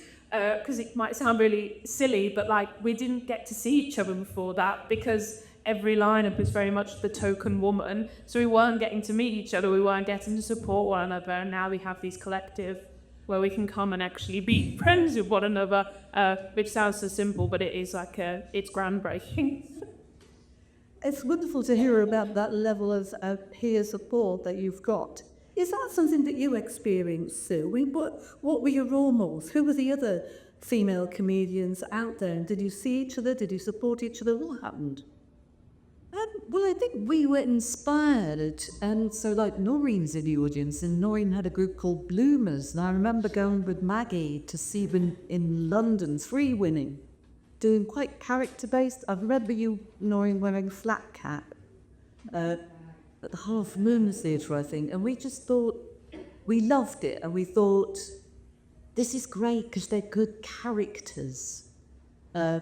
and we wanted to do character-based comedy. So that was an inspiration. And there were, I mean, particularly in London, so there was Monstrous Regiment, there was the women's theatre group, Sensible Footwear, they were really good. Who were the fattest men of this tissue group? Spare Time. And so we knew all of them, and yeah, I think there was a supportive network going on. And then I think in the Manchester Fringe Forum, I think we used to go and see each other's stuff and kind of give each other service. There was another double act as well, the younger double act, can't remember their name. And I remember going with red stockies and giving them feedback on their material. So I think there definitely was a supportive environment. Yeah, for sure. Yeah. That's so. And Liz, what were your influences? Who were the people that you sort of, looked up to, wanted to hear feedback from, or just enjoyed watching, whether on stage or less so on screen, of course? I was actually thinking about just before we started making work, there was a woman who worked at the University of Manchester called Vid Gardner, and she ran a course which was called Persons in Comedy, and it was the first. It was something that we could choose to do, where we could try out performing, and so she would be someone to thank and acknowledge. I think now that I don't remember who we were watching on TV. I actually don't remember watching that much TV, but there must have been, Victoria Wood must have been doing her thing then. There must have been French and Saunders, might have been Julie Watted, yes.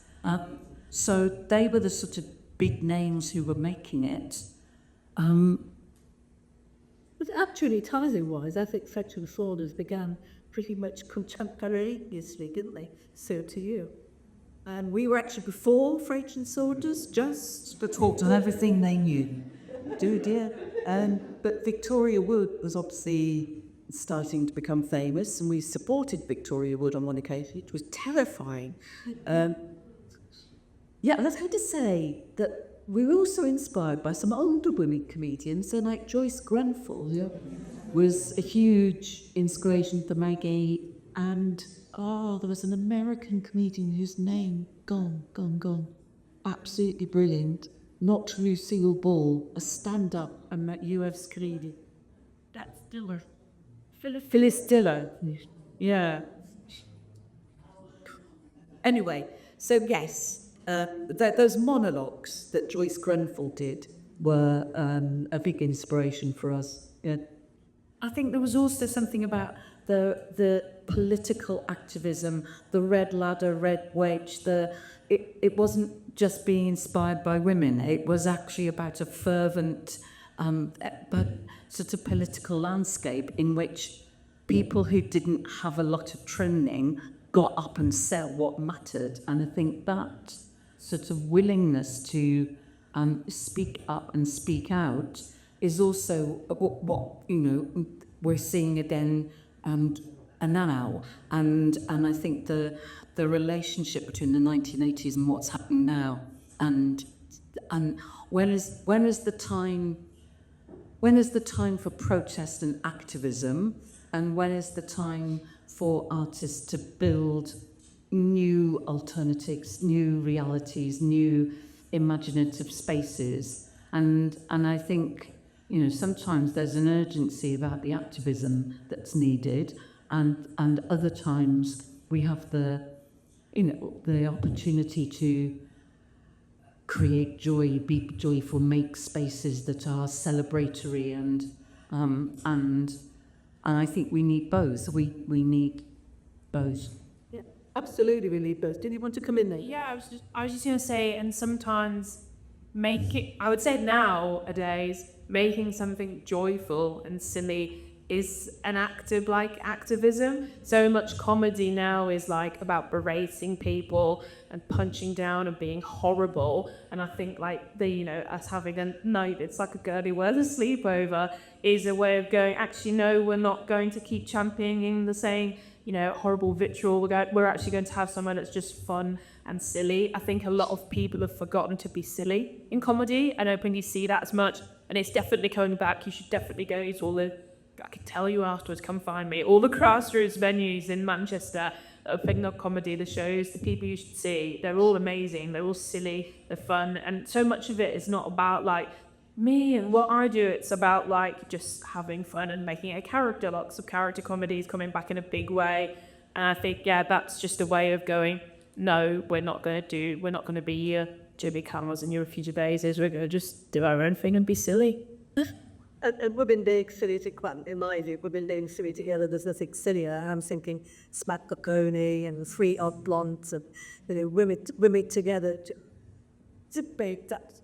But just in that non-activism, in that non-political arena, I think in the past women were seen as a bit too much of a risk to take the helm. And so you were pointing out, that more and more we're getting females taking leading roles in light entertainment, the Claudia Winklemoons, the Tess Davies. Yeah, I think so. I was just watching that programme, Last Man Laughing. People seen that on Amazon Prime, and it's a bunch of comedians in a room, and the idea is not to laugh, and they try and make each other laugh. But half the cast are female, and that's just accepted, and the women were equally as funny as the men. And I sat there and thought, this was unthinkable. I mean, I remember not long ago the BBC making a decision to say panel shows had to have one woman.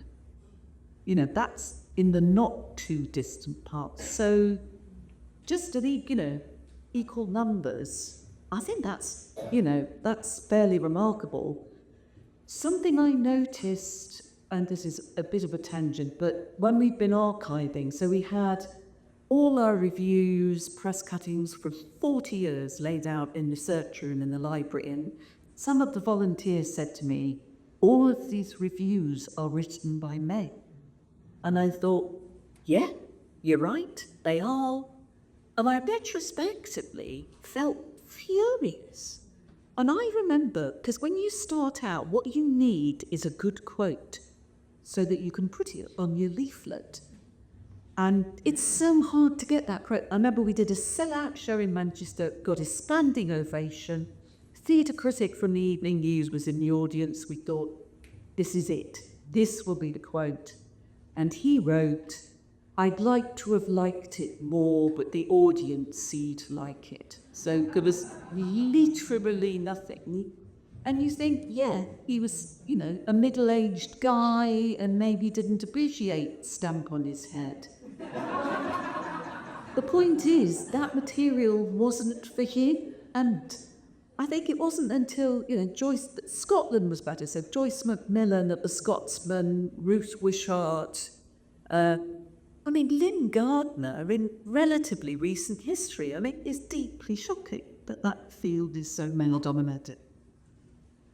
Of course, now critics aren't just confined to the national or local newspapers. Anybody can set up a blog, anybody can go online and review you. Is that better or worse, Best, is it? What?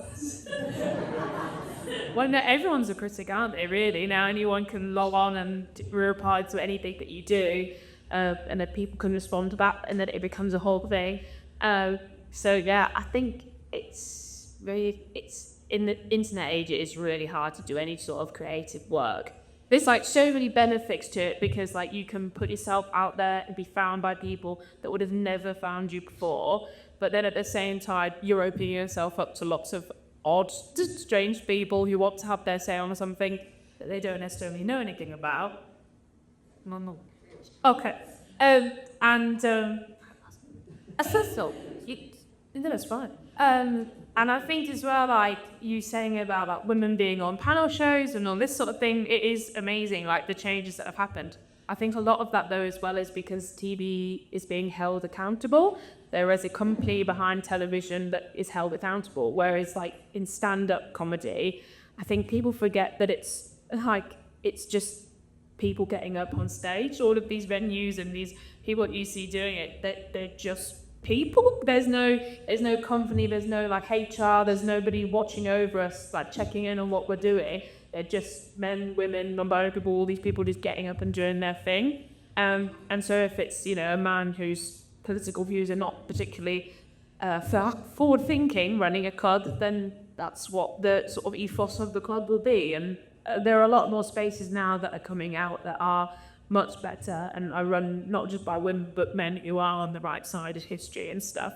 But I think people forget that it's not washed over by anyone, if that makes sense, which can also make it quite a scary. Sometimes it can be helpful because there's nobody telling you you can't do that or you can do this. But yeah, that makes sense.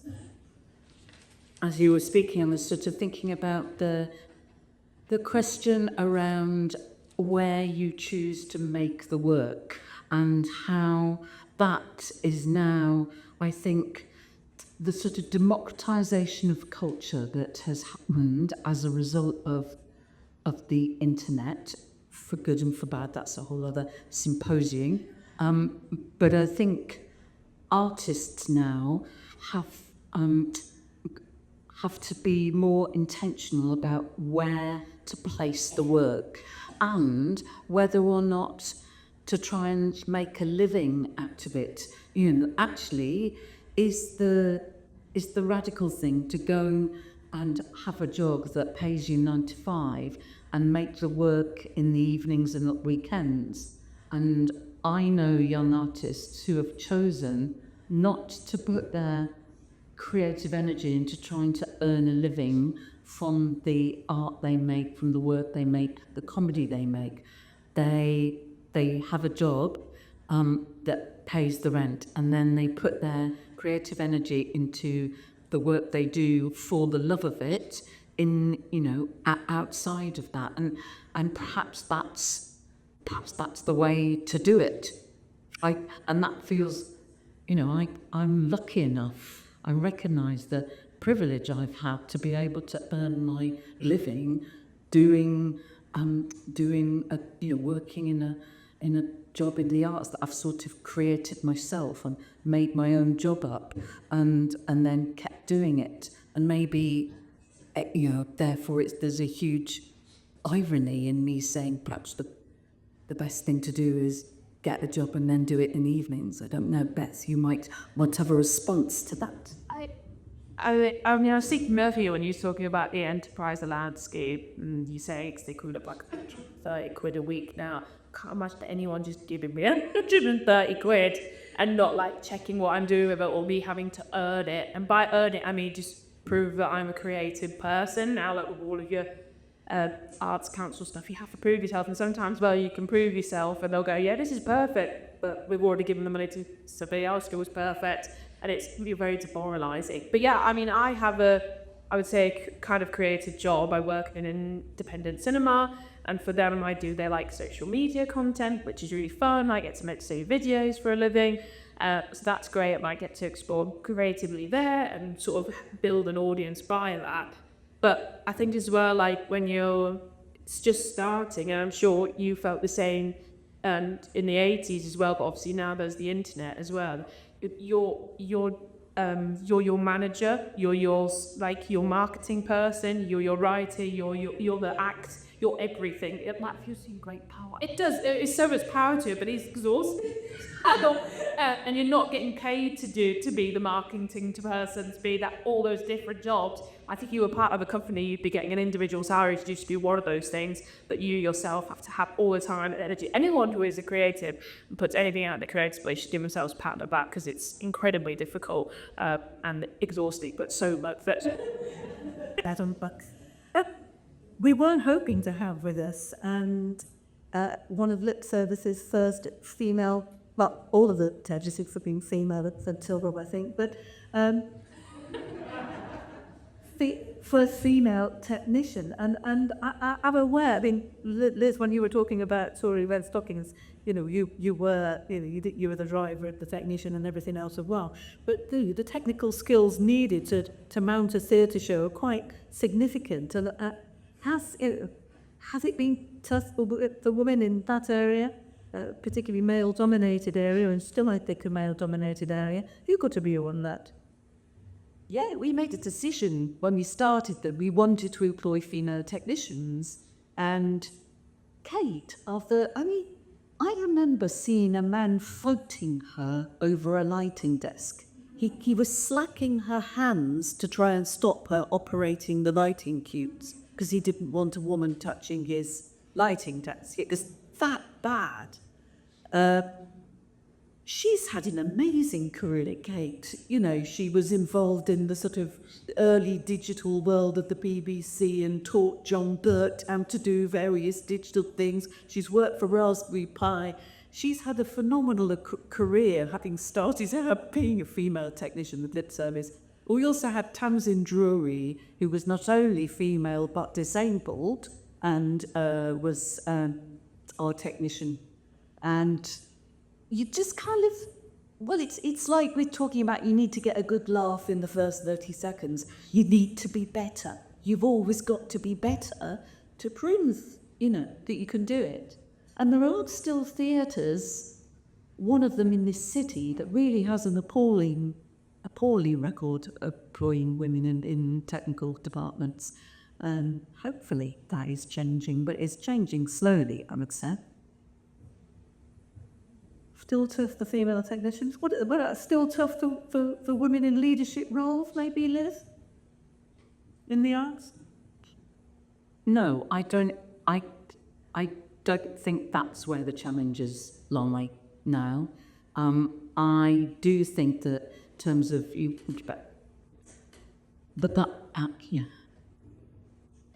I can only speak from my own experience, and I suppose I'm thinking that now I think about what the client we have put quite a lot of effort into making sure that we are giving opportunities to young women to work as technicians, as pyrotechnicians, as production managers, and mainly on our teams, and the women in leadership positions, which includes the production managers, the creative leads, you know, whether it's directors or choreographers or whatever, there's as many women, but we have to work hard to create those opportunities. You know, that's a planned thing. I'm going to ask a couple of non-stage participants here, but you know, we're talking about it's still tough. The technicians, is it still tough for female writers? Have we achieved equality there, Ellie? I think quite interesting because I predict got that split at the minute. I think definitely at the sort of fringe level and grassroots level, there is so much cool theatre happening in Manchester and so much like diverse theatre as well, and kind of right across the city. But like as Steph was saying, getting paid work is pretty much non-existent unless you can find those pockets of funding. But there's so many people doing it for the love of it and who will keep doing it, and I don't think that will change. But I think if you see sort of in terms of that trickling up, there has been changes over the years, but I do think that's almost like stagnated a bit. Especially with just the general cost of things now, and like arts across the UK are struggling, but especially in like the north and region, funding is just getting cut, so theatre making safer choices, what they programme is completely changing, and who gets that work is changing. So I think that potentially has an impact on this work that's happening on grassroots. Sue pointed out, I mean, that there was a real lack of representation of women writers at the National Theatre, or their cities out of the industry, about the same 2013. What about opportunities for women writers? Do you see any disparity? I think potentially it's larger. There are just few opportunities. I sort of look at how maybe I'll build a career, and at the minute it looks like maybe I'll win Brentwood Prize in 20 years, and that's how I land as tape play somewhere.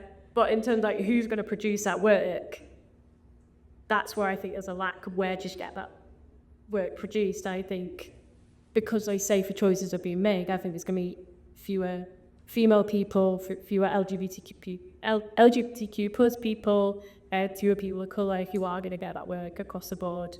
Yeah. It depends on who's running things and who's making the choices. Absolutely, yeah. And fingers crossed, the people with the decisions to make that happen, there has been enough challenge to get more representative equals in those positions. And what do you think, Joan, in terms of composition? I think, so like Ellie was saying, at like the grassroots level, a lot of the circles that I'm in are quite female-led and very gender diverse and trans inclusive. But I think, yeah, as we sort of go up, especially sort of with the, I guess, art music, and I'm doing that in quotes, art music world, there's still sort of the formal, like, contemporary classic and nice listening music story of it that I think has become a bit more popular in a sort of, in a way that sort of follows the general sort of reactionary, well, Twitter a bit at the moment. And so more experimental stuff, there is less of an avenue for that at sort of higher levels of the industry. And the contemporary classical does still have that sort of like the wonderful genius man mythos attached to it, I think, which doesn't help. But there are definitely, as I'm saying, a big sort of grassroots of full of diverse composers that is beginning to come up. Okay, so overall positive or negative?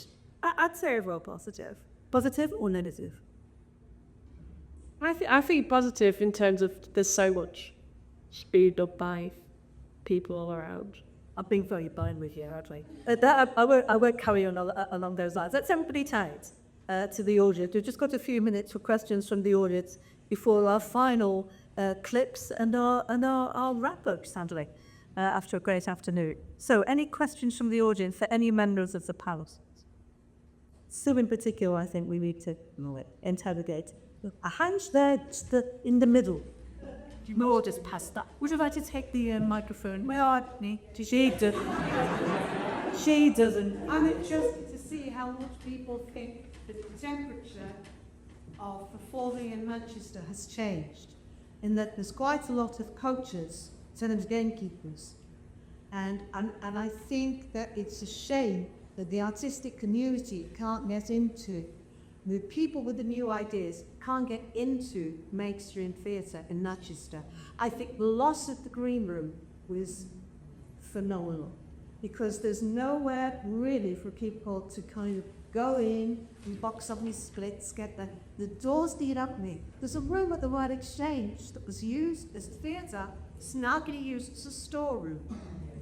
And it's just those, I find today's really inspirational. And I take what you say is about maybe the art should be in the evening, and I take it that people can't turn Louis, but we should not aspire to that. We should aspire to making our living through what we want to do in artistic terms. Yeah. And actually, a little bit in history, in that when the Green Room was bidding for money for from the GMC, the Greater Manchester Council, as it disbanded, we bid for money to establish an art centre. We only got half the money that we asked for, which is why we only managed to convert one archway at the beginning and not the other. And the other half went to create that room at the Royal Exchange. So they're my hands to tell. Anyway, Sue, in response to that, No, I totally mourn the loss of the green room. That is an absolute tragedy because that space doesn't exist. You know, you talk to people like Arthur who's renting, is it 53? 53, yeah. Yeah. Say it again, 52. So another archway just off Deansgate. But the hire of these are just prohibitive. And, you know, and Arthur did a fantastic show which I went to see and, you know, was really well attended, but clearly couldn't make it, you know, it wouldn't pay. And that natural home for artists, it generates work, it generates writers to come and fill the space. If the space doesn't exist, you know, that's really difficult. I'm sitting here wondering whether Manchester, which has a lot of traditional venues and has reaped much benefit from Arts Council investment, is just at a different time in its life. I look in Salford and there is theatre being made in nooks and crannies across Salford. I look in Oldham and in Tameside, and there's a lot going on. And I wonder whether the era of the well-funded metropolitan centre is what we're seeing decline, and actually that artistic energy is out there. It's just not in the Royal Exchange building or some of those more traditional venues. That's a rhetorical question. Let me bring in Julie at the back now. Sorry, yeah, I just needed to say in defence of 53, because 52 is such about the Manchester theatre policy as. Without them, would be a really different lights. You know, they are amazing supporting artists, especially disabled artists, not accessible based in Manchester. They're not humbled. And this is part of the problem. The Arts Council let's create strategy that's taking all the outabilities, means a Paul Mill and 53 which are two mixed-scale theatres in between the Fringe and the main houses, are having to self-fund. So if you go see a show, I do full-scale sticks. They have to ask for money on top of your ticket. The food and drink offer, because of the national insurance high, hospitality is being absolutely battered by a school, and false venues, if you rely on that, you're struggling for that. So they have to hardcore their hired bees because they're not funded to be able to do that. So people usually have to do it. So I think there is a problem. Actually, as I think you're absolutely right about there being all these cookies and things being created. But I think a lot of people are floundering in developments. A lot of people are being developed fully, but not really to actually put things on in buildings. If I said Greater Manchester. I know I need to also just defend the Royal Exchange. I know there are massive plans to be open the studio. That is part of the plan. Good. And I also want to say something about factory, because John McGarvey said there's someone who's done the contact for years and is now running Factory International, which is much aligned in actually to protect all the money. But John, as so many people started a green room as house sacks, like David Hoyer did a Divine Daily doing this huge 3-day retrospective there. It was the most well-funded thing. Lots of people had to contact back in the early 90s, mid-90s.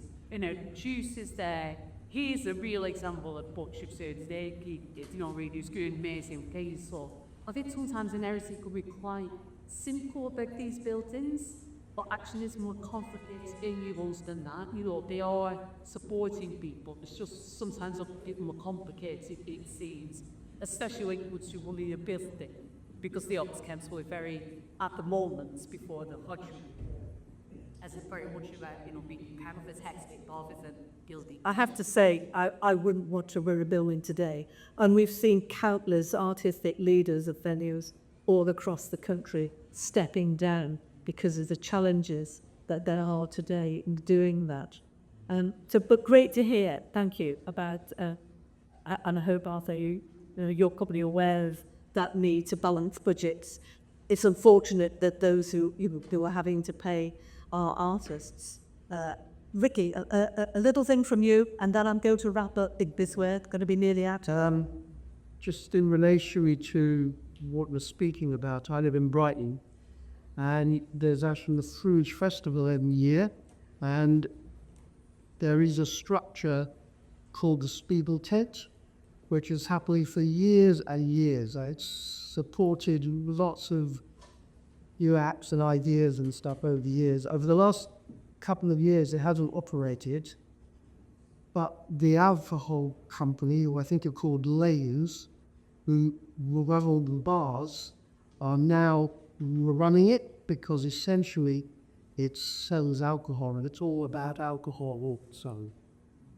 Yeah, it's all about drinks. It's all. There is, yeah. Like if you put on and profit, stand up, you show because stand up so pubs, and the person who runs the pub will be like, how much audience are you going to bring in? How much are they going to drink? Because they have to keep their venue alive as well. Like you were saying, it's all about we're all in the same boat. That is sinking. But everyone needs to, But I think the biggest thing, and on that note, I can suggest is that. As you are all well aware that it is happening and that you've all lived it already, all I can say is go to these places and support them.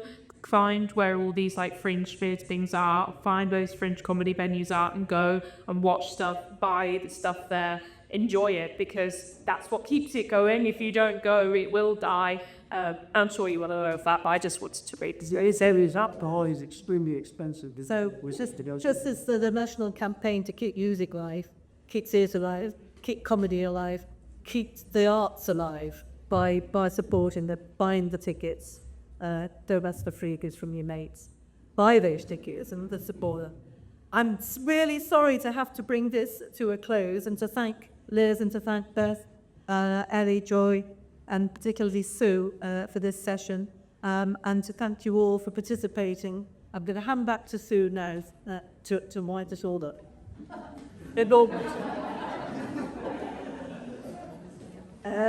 Thank you very much for coming today. I hope you found it stimulating. It's been wonderful to see lots of people from the Manchester Fringe Forum and audience members from over the years and volunteers involved in this heritage project. It's been lovely, beautiful to see you. We're just going to finish off with one final clip. Thank you. Hello. Are we back? Yeah, keep rolling. Are we good to get? We're rolling. Back? Action. What? Yeah, no, you're going to have to go again, Brenda, because you put it at the top. Yeah. Here we have a normal brain. Here we have an abnormal brain. Notice the abnormalities of the frontal lobe. Flying Fernando, Titan of the Trapeze, was found stark naked, backflipping his way along the Strand, clutching a Garibaldi biscuit. Where was he clutching it? My lake here at Pemberley, my country estate here in Derbyshire, is very well stocked. As are you. Oh, Peter, run along, go on. Go and play with your cousin Benjamin Bunny. Yeah, but don't go into Mr. McGregor's garden. Play for me, Dorothea! Play!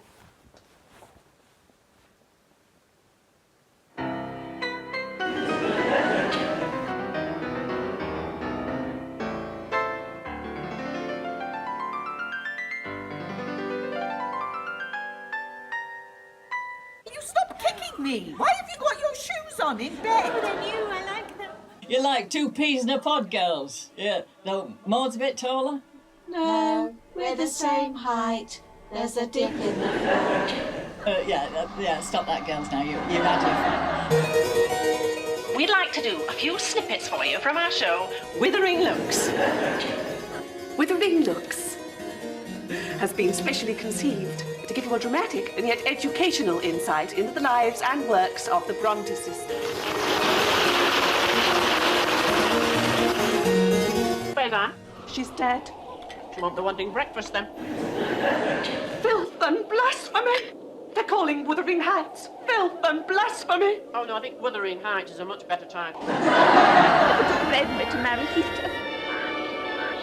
David never has asked me to marry him.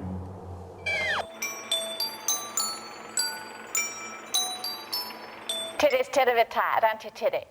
That's right. You want to say goodbye to all the boys and girls? All right then.